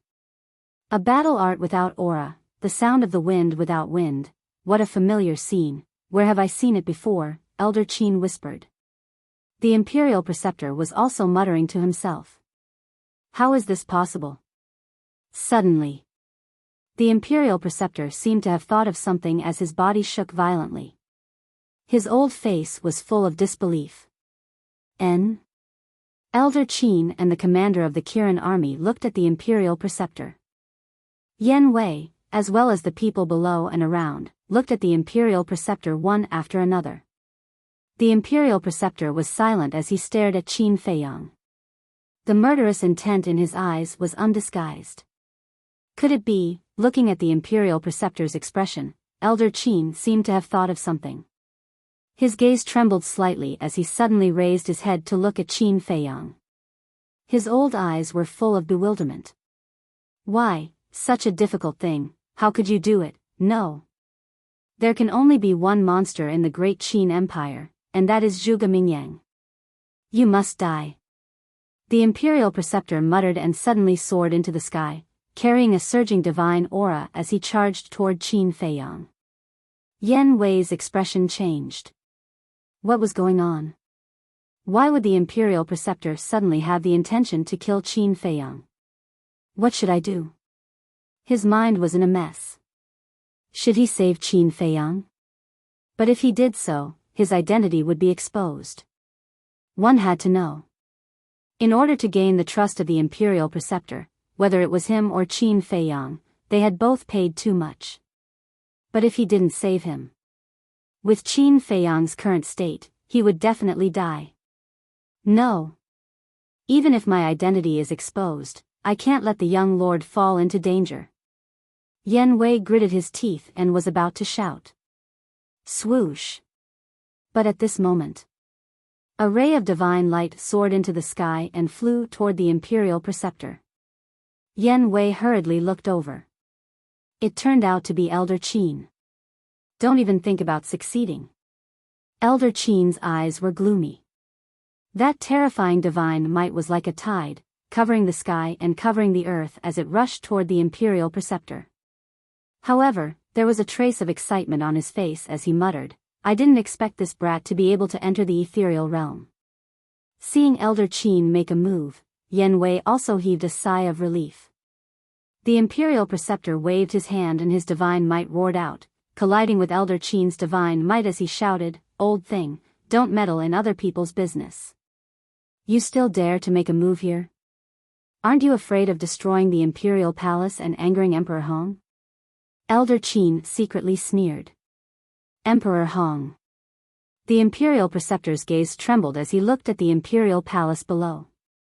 Although he and Elder Qin did not use the power of the false gods, if the two divine might really collided, then not to mention the Imperial Palace, even the Imperial City would be turned into ashes. Seeing that the two divine might were about to collide, the Imperial Preceptor hurriedly waved his hand, and the divine might immediately disappeared. Seeing this, Elder Qin also dispersed his divine might and stood in front of the imperial preceptor, sneering, "You never thought that Qin Feiyang would actually be able to enter the ethereal realm." Ethereal realm? What is this? Everyone was surprised. Yan Wei also had a face full of suspicion.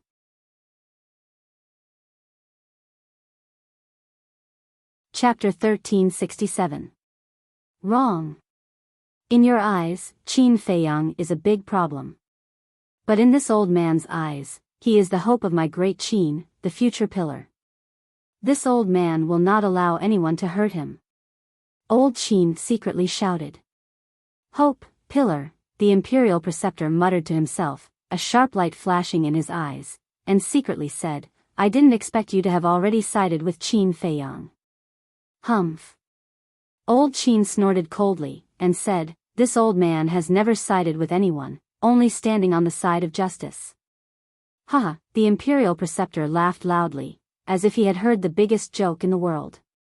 Suddenly, his face changed, looked behind old Qin, and bowed, "Greetings Emperor Hong." Emperor Hong. Old Qin's expression changed, and he hurriedly turned his head to look. Just as he turned his head, a hint of ridicule flashed in the imperial preceptor's eyes, and he rushed out from old Qin's side like lightning, heading straight for Qin Feiyang. Old Qin turned his head to look at the void and found that there was no one, and immediately realized that he had been tricked. "Old man, you are a fake god at any rate, and you actually used such a despicable method." Old Qin was furious and hurriedly chased. But the battle between fake gods was a race against time. In an instant, many things could happen. The imperial preceptor had already arrived in front of Qin Feiyang, killing intent surging in his eyes. "Don't," old Qin roared, his hair standing on end. "Go to hell." The imperial preceptor laughed sinisterly, raised his old hand, and like an eagle's claw, shattered the void, and grabbed towards Qin Feiyang's head. "No," Yan Wei also roared in his heart. However, at this moment, clang! Accompanied by an earth-shaking loud sound, a black light rushed out from between Qin Feiyang's eyebrows. It was the ancient castle. It floated above Qin Feiyang's head, and wisps of divine might rolled out. Puff! The imperial preceptor was immediately sent flying, blood spurting out of his mouth, and his face was pale. So strong. Waves surged in his heart.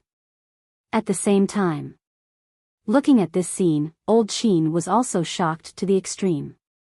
The onlookers below were even more dumbfounded. Was that Qin Feiyang's castle? It was actually so terrifying. Just a wisp of divine might was enough to severely injure the imperial advisor.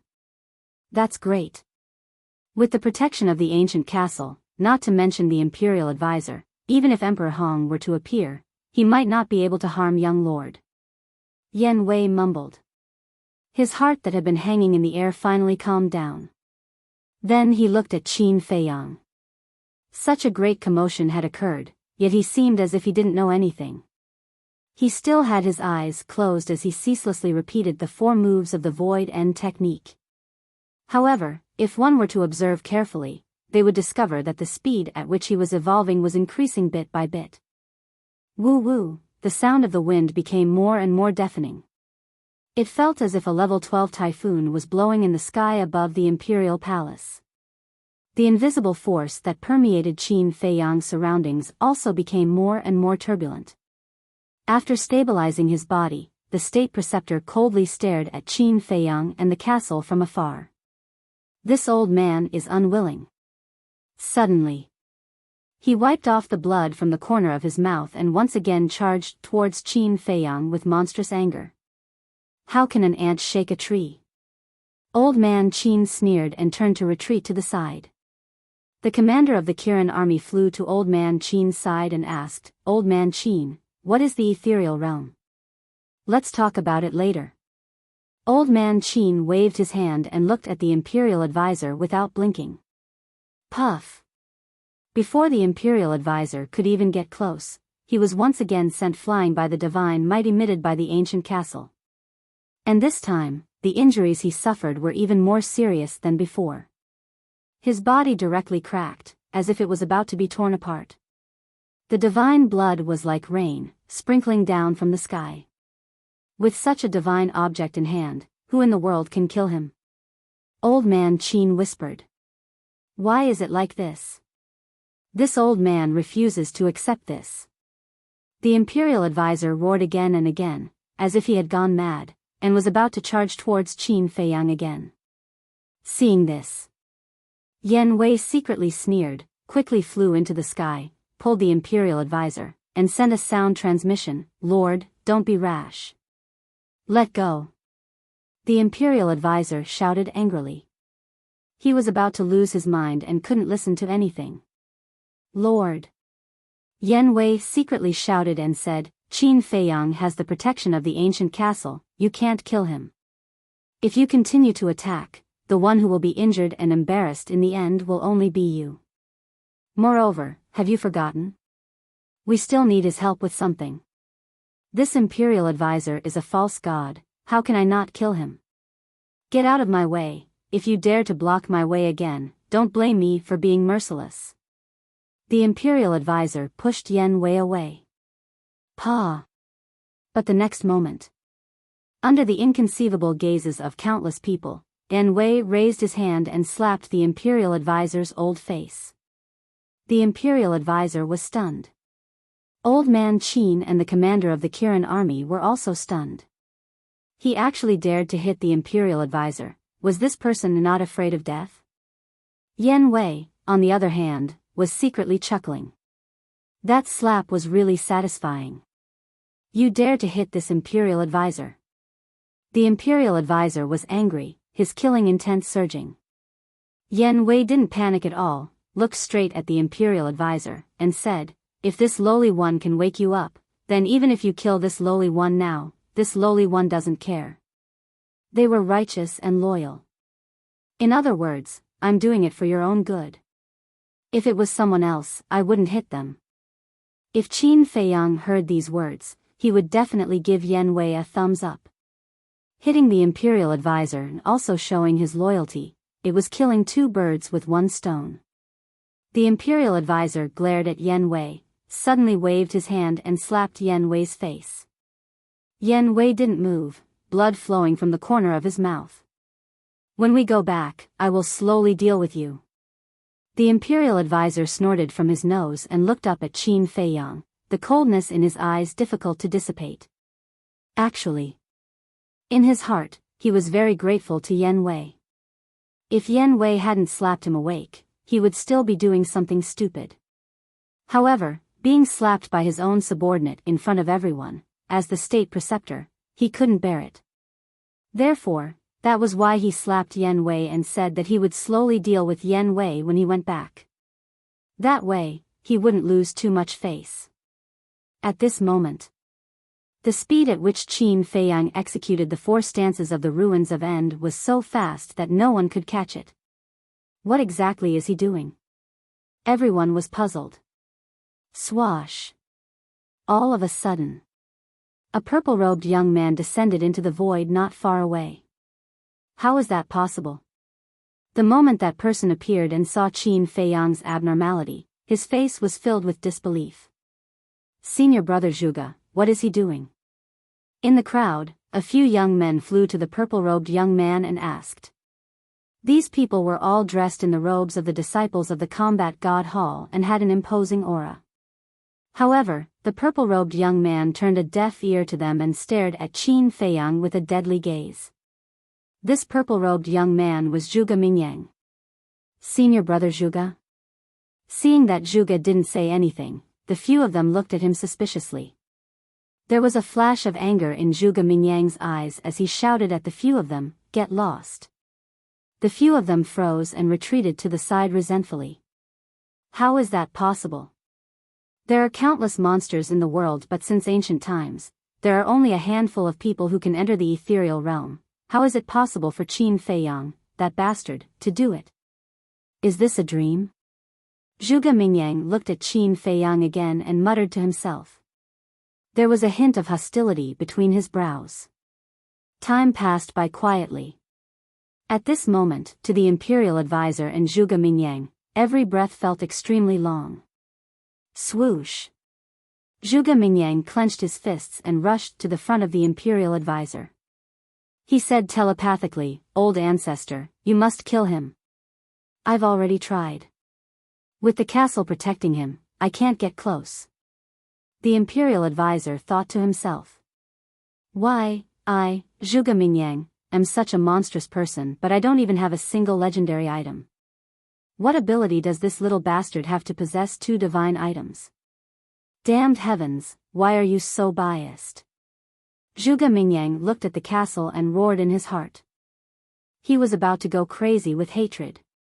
At this moment, the hostility in his body reached an unprecedented level. Jealousy and hatred took over his entire body. Boom! Suddenly, a faint divine power spread out from Qin Feiyang's hands. Did it work? Old Qin murmured, and his old face was filled with excitement. The divine power didn't come from Qin Feiyang himself, but from the 4 moves of the ruins of end incantation that he had evolved. It's divine power. Don't tell me he has become a god. Everyone was bewildered. However, Qin Feiyang seemed to be oblivious to all of this as his hands moved at lightning speed. At this moment, even those of the same cultivation realm as Qin Feiyang could not capture the trajectory of his hands. Rumble. The divine power went from weak to strong and became increasingly terrifying. The 4 moves of the ruins of end incantation had already been evolved to the extreme by Qin Feiyang. Heaven and earth began to tremble.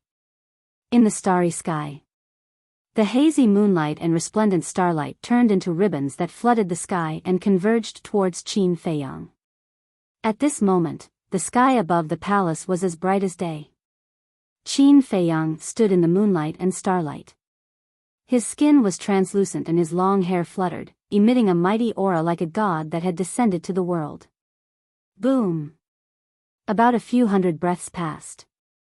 The divine power of the 4 moves of the ruins of end incantation had already soared to a terrifying extent and shrouded the entire place. An invisible force swept through the sky, causing countless people to tremble. One could even feel that terrifying aura thousands of miles away. All of a sudden, Qin Feiyang subconsciously raised his arm and pointed in the air. The first move of the ruins of end incantation, landslide. The invisible force that roared around him suddenly turned into a torrent that blasted towards the imperial tutor and the other 2.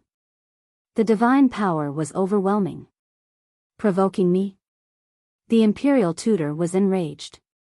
With a wave of his hand, the power of the false god rolled out and destroyed the invisible force as it pounced towards Qin Feiyang.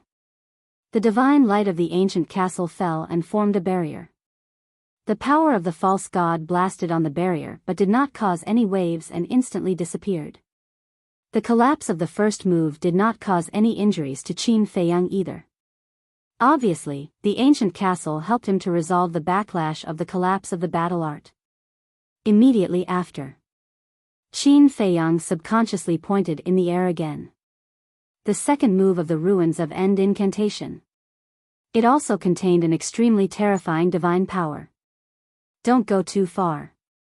Seeing Qin Feiyang provoking him again and again, the imperial tutor was furious and the power of the false god roared in the sky. But the final result was the same as before. He doesn't even know what he's doing now. It's just a subconscious action. Why are you so angry? Old man Qin sneered. Before he finished speaking, the third move of the ruins of end incantation appeared, splitting the sky. The divine power was even more terrifying than the first and second moves. And the target was still the imperial tutor.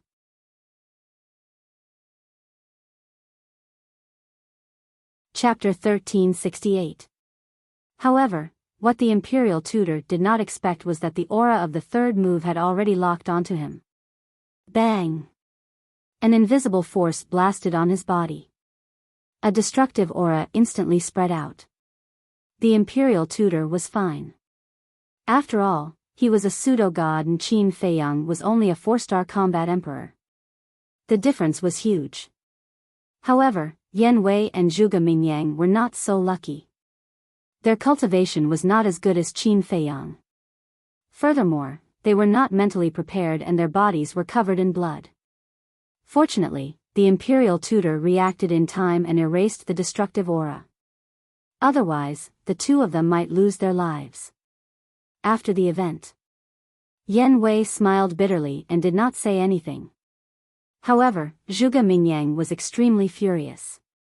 That sinister look in his eyes could not wait to cut Qin Feiyang into pieces. Bang!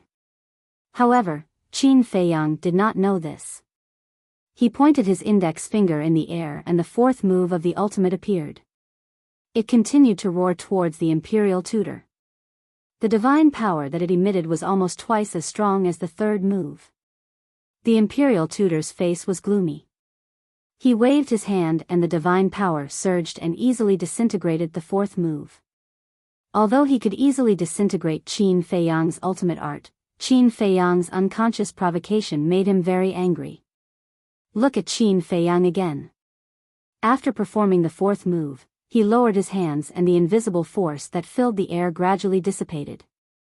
Moreover, the sound of the wind, starlight and moonlight also gradually dissipated. It's finally over. Elder Qin heaved a sigh of relief. However, Qin Feiyang did not open his eyes for a long time. His expression was extremely serene as if he had fallen into a deep sleep. When everything returned to normal, Qin Feiyang finally opened his eyes. Two bright rays of light burst out from his eyes. However, what followed was confusion.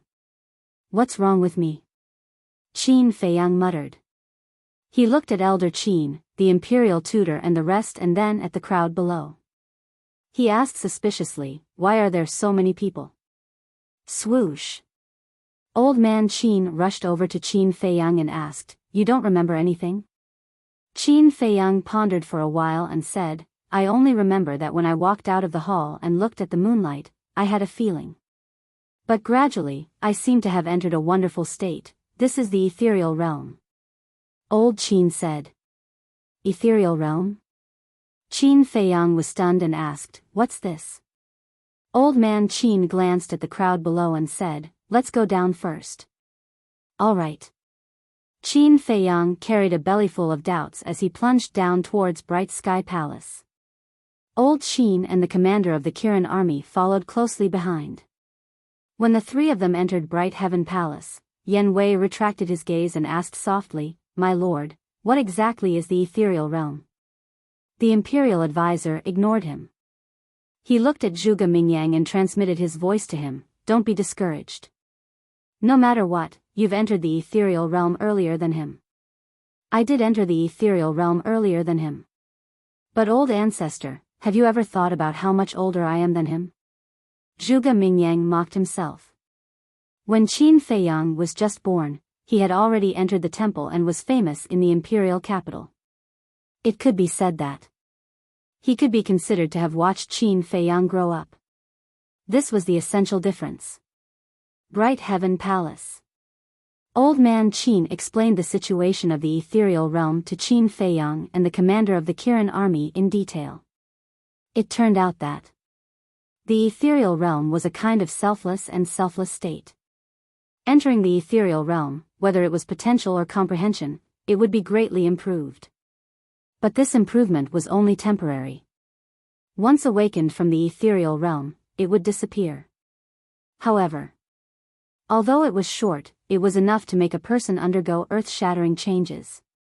This kind of change was the transformation of the battle arts. And it wasn't an ordinary transformation, but a transformation into a divine art. Just like before. The void returning art was originally just a perfect battle art, but in the end, Qin Feiyang raised the void returning art to a divine art in the ethereal realm. In short, the ethereal realm was actually a kind of epiphany. Comprehension of all things in the world.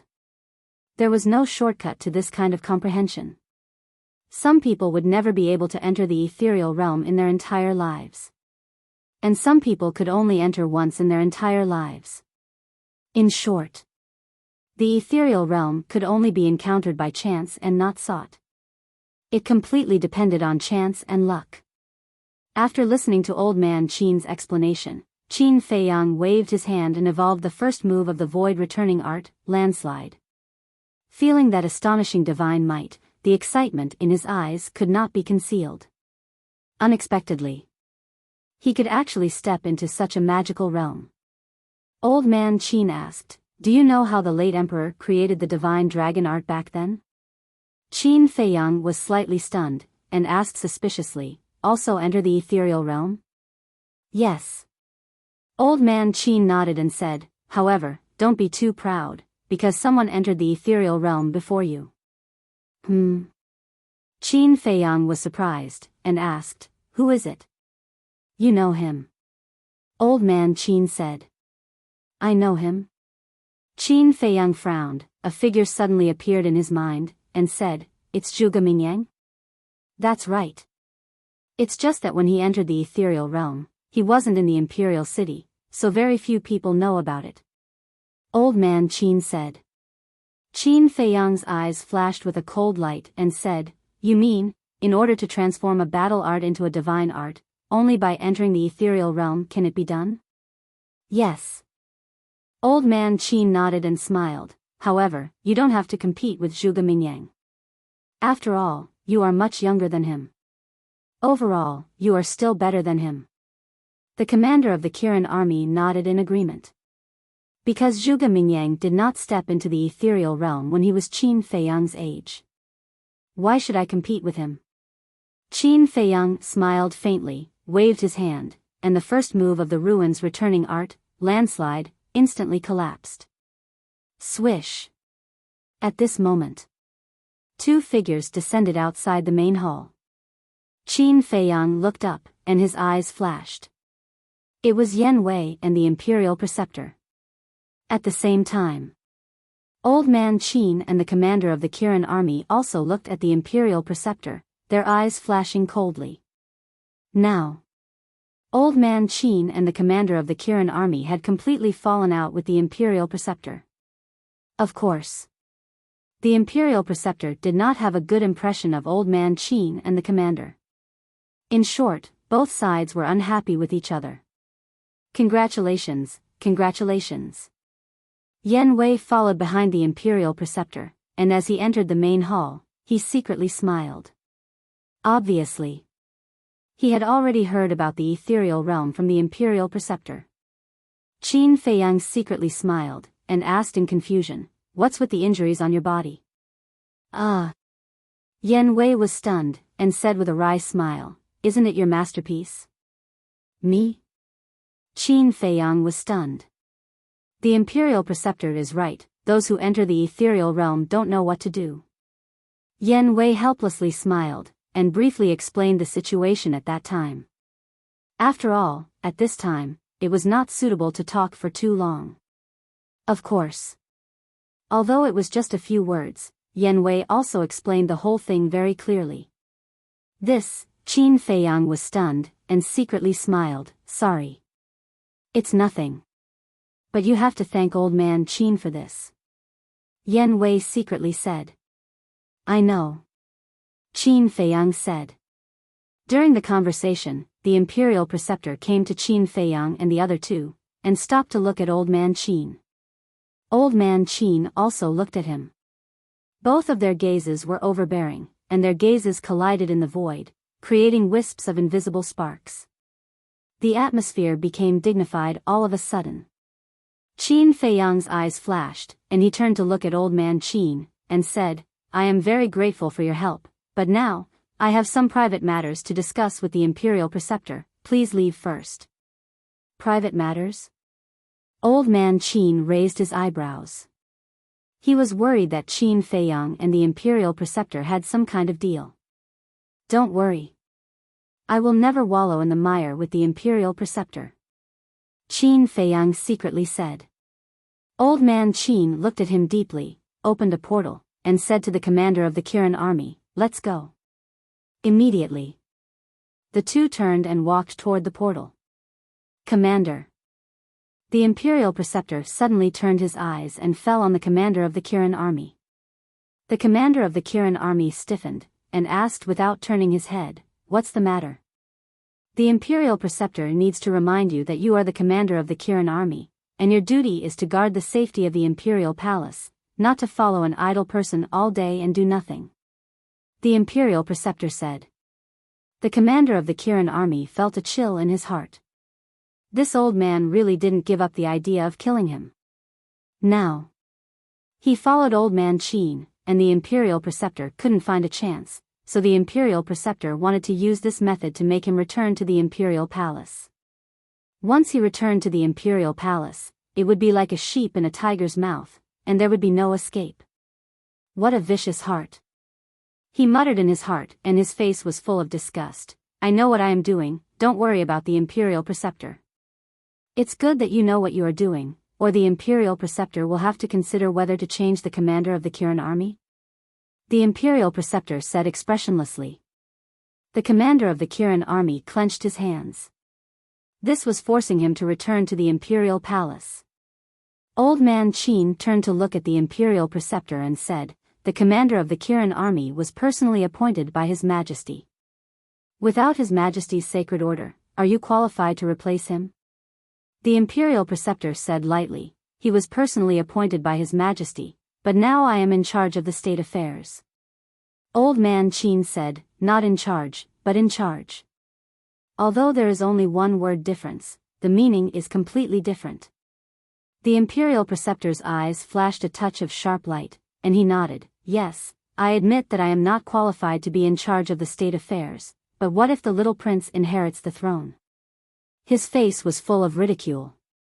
The implication was that after the little prince inherits the throne, he only needed to say a word, and the little prince would order to remove him from the position of the commander of the Kirin army. What? The little prince hasn't inherited the throne yet, and you are already planning to control him behind the scenes in the future? Old Man Qin sneered.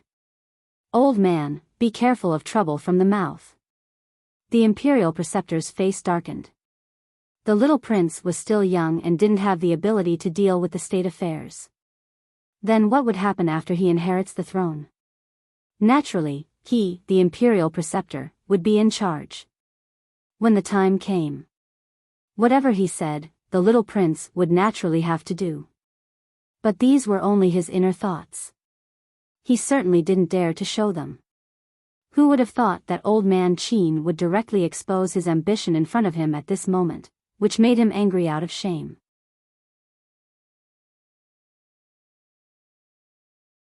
Chapter 1369. Disaster comes from the mouth? Old Qin snorted disdainfully, then looked at the commander of the Kirin army, and said indifferently, don't talk nonsense with those shameless people, let's go. And the commander of the Kirin army nodded. Then the two of them entered the portal without looking back. Looking at the backs of the two, the Imperial Tutor's killing intent rose. When the portal dissipated, Qin Feiyang laughed mockingly, then walked to the front of the throne, sat down on it, and said indifferently, Lord Imperial Tutor usually doesn't come to the Three Treasures Palace for no reason. If you have something to say, just say it, don't beat around the bush. The Imperial Tutor raised his head to look at Qin Feiyang, and said, I heard that you went to see Emperor Hong? Qin Feiyang said, based on State Preceptor's ability, you should have known long ago, right? Why bother asking? Don't you feel bored? A hint of anger flashed through the Imperial Tutor's eyes. Without any more nonsense, he took out a jade box from his bosom and said to Yen Wei, send it to him. Yen Wei nodded, held the jade box with both hands, and walked in front of Qin Feiyang. Qin Feiyang grabbed the jade box and opened the lid. Inside was an imperial jade seal. He curiously grabbed it in his hand, carefully examining it from top to bottom. Not to mention, from the outside, this imperial jade seal and the real imperial jade seal were almost the same. After looking at it, Qin Feiyang put the imperial jade seal into the jade box, and then looked down at the Imperial Tutor condescendingly, and said, you really have guts, even daring to forge the Imperial Jade Seal. The Imperial Tutor laughed and said, you can tell the real from the fake at a glance, as expected of His Majesty's most beloved prince. Are you deliberately provoking me? Qin Feiyang's eyes turned cold. These words are serious. Who in the world doesn't know what kind of person you, Qin Feiyang, are? Even if this imperial tutor has the guts, he wouldn't dare to provoke you. The imperial tutor laughed sarcastically. That's true. Qin Feiyang was not ashamed. Instead, he was proud. The imperial preceptor's face twitched. What a shameless bastard. He said, cut the crap. Help me turn this imperial jade seal into a real one. Qin Feiyang smiled. When he heard that the state preceptor wanted to make a replica of the imperial jade seal, he had already expected this result. After coming out of the ancient castle, he was waiting for the imperial tutor to find him. However, if he agreed to the state preceptor's request so easily, it would show that he had no personality. What can I do when even you, the state preceptor, can't do? Qin Feiyang said with a smile. That's boring. This old man doesn't believe that you don't know that you are the only one in this world who can create the true imperial jade seal. The imperial advisor said. Hee. Qin Feiyang smiled but said nothing. The state preceptor walked to a chair at the side and sat down. He didn't urge Qin Feiyang and waited quietly. Based on the relationship between you and me, to be honest, I really can't find any reason to help you. What's more, when I entered the ethereal realm, you still wanted to kill me. Qin Feiyang said in a playful tone. In this world, there are only eternal benefits and no eternal enemies. As far as this old man knows, you told Emperor Hong that you would help the little prince ascend to the throne. This old man is also helping the little prince by doing this. So now, we can actually be considered partners. As for attacking you before, you can't blame this old man, because if it were any other opponent, they would have done the same. The state preceptor said indifferently. Qin Feiyang said, to be able to be regarded as an opponent by your state preceptor, I am truly honored. However, I still don't want to help. Why? Could it be that what you said to Emperor Hong was all fake? The state preceptor frowned. How would I dare to deceive Emperor Hong? But there are many ways to help the little prince. Why should I help you forge the imperial jade seal? Qin Feiyang asked back. It's very simple. With the imperial jade seal, the little prince's ascension to the throne is only justified. The state preceptor said. Lord State Preceptor, we are all sensible people, why do you have to put on an act? You are so scheming to help the little prince, isn't it for your own ambition? And I, as the little prince's brother, do you think I will help you harm him? Qin Feiyang sneered. Why does it sound so funny coming from your mouth? If you really care about these brotherly feelings, would you have cruelly killed the first prince and the others? The state preceptor retorted. Qin Feiyang grinned and said, after killing the first prince, isn't your Zhuge family the one who feels the most heartache? What do you mean? The state preceptor suddenly stood up. Nothing, I'm just saying, don't be so nervous. Qin Feiyang's face was full of ridicule.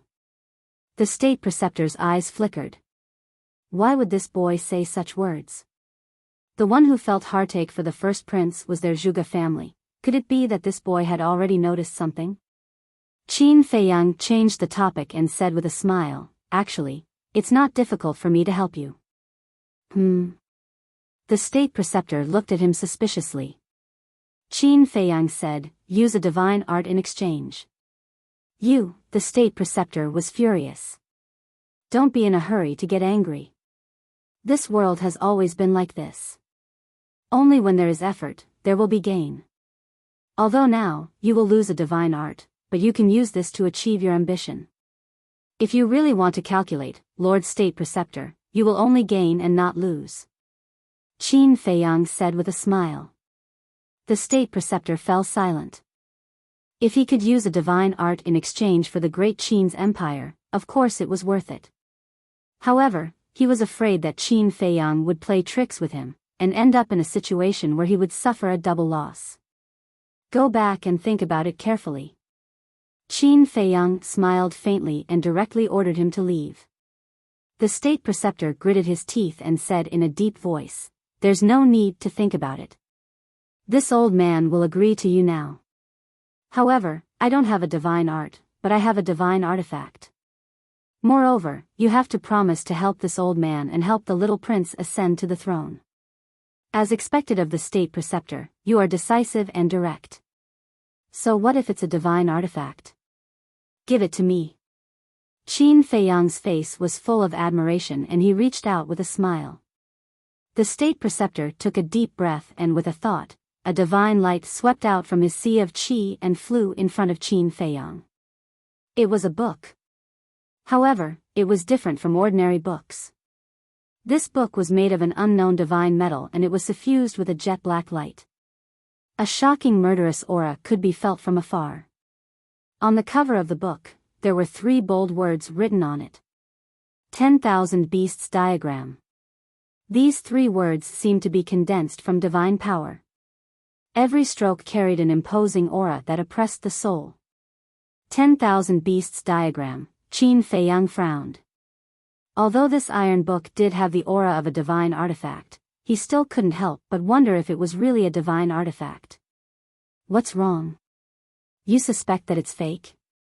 Seeing Qin Feiyang not speaking for a long time, the state preceptor frowned and said. Qin Feiyang nodded and said, yes, you can only blame yourself for being too cunning. I have to guard against it. Or is it this old man's fault?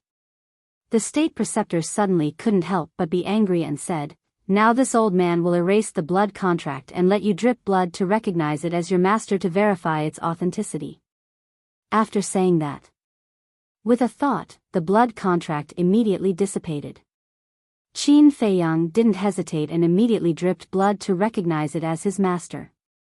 After recognizing it as his master, a huge amount of information immediately poured into Qin Feiyang's mind.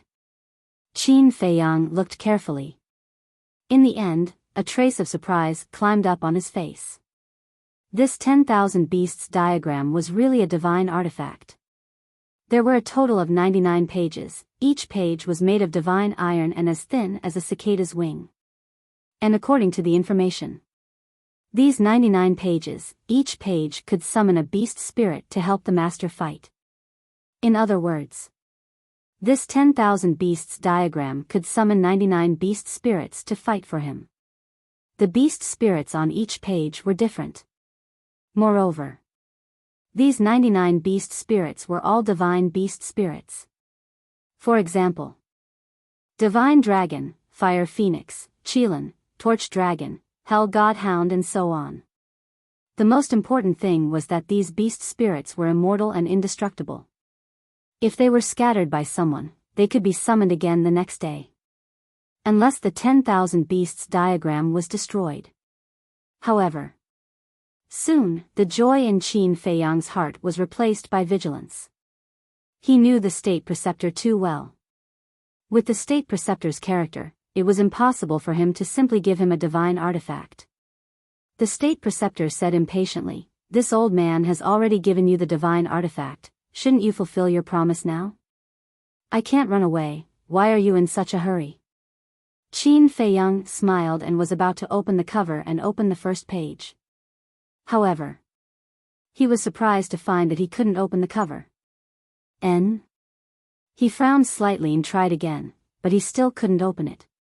Immediately, Qin Feiyang looked up at the state preceptor and asked, what's going on? The state preceptor said, the 10,000 Beasts diagram can only be opened when you break through to the real war god. There's such a thing? Qin Feiyang was shocked. What else do you think? If I could flip it open, I would have flipped it open when I fought with Renduxing back then. The state preceptor snorted coldly. I was wondering why you haven't used the 10,000 Beasts diagram before. It turns out that you can't open it. Qin Feiyang suddenly said. You've gotten a big bargain. According to this old man's estimation, this 10,000 Beasts diagram is at least on the same level as Chang Shui and the castle. The state preceptor said. On the same level as Chang Shui? Qin Feiyang shook his head and smiled noncommittally. Although he didn't know what level Chang Shui and the castle were, But he was sure that this so-called 10,000 beasts diagram was definitely not comparable to Chang Shui and the castle. However, it needed to wait until the war god to open it. It seemed that this 10,000 beasts diagram was not a low-level artifact. Okay. Then I'll accept it. Qin Feiyang chuckled, and with a thought, the 10,000 beasts diagram entered the Qi Sea and floated next to Chang Shui. Then he grabbed the imperial jade seal again and looked at it left and right. There was a glimmer of light in the depths of his eyes. Wait a minute. Qin Feiyang looked up at the state preceptor and said, then took the jade box and the imperial jade seal and entered the castle. Lu Zheng got up and walked to Qin Feiyang's side. Looking at the imperial jade seal in his hand, his pupils shrank slightly and said, sure enough, it can be passed off as genuine. What's fake will never be real. Qin Feiyang raised the corner of his mouth, took out Chang Shui and carefully scratched the bottom of the imperial jade seal. Immediately, a gap appeared. You're tuning into the Biyao's Wuxia Chronicles YouTube channel. Don't forget to subscribe and join us on this journey to catch the most captivating stories.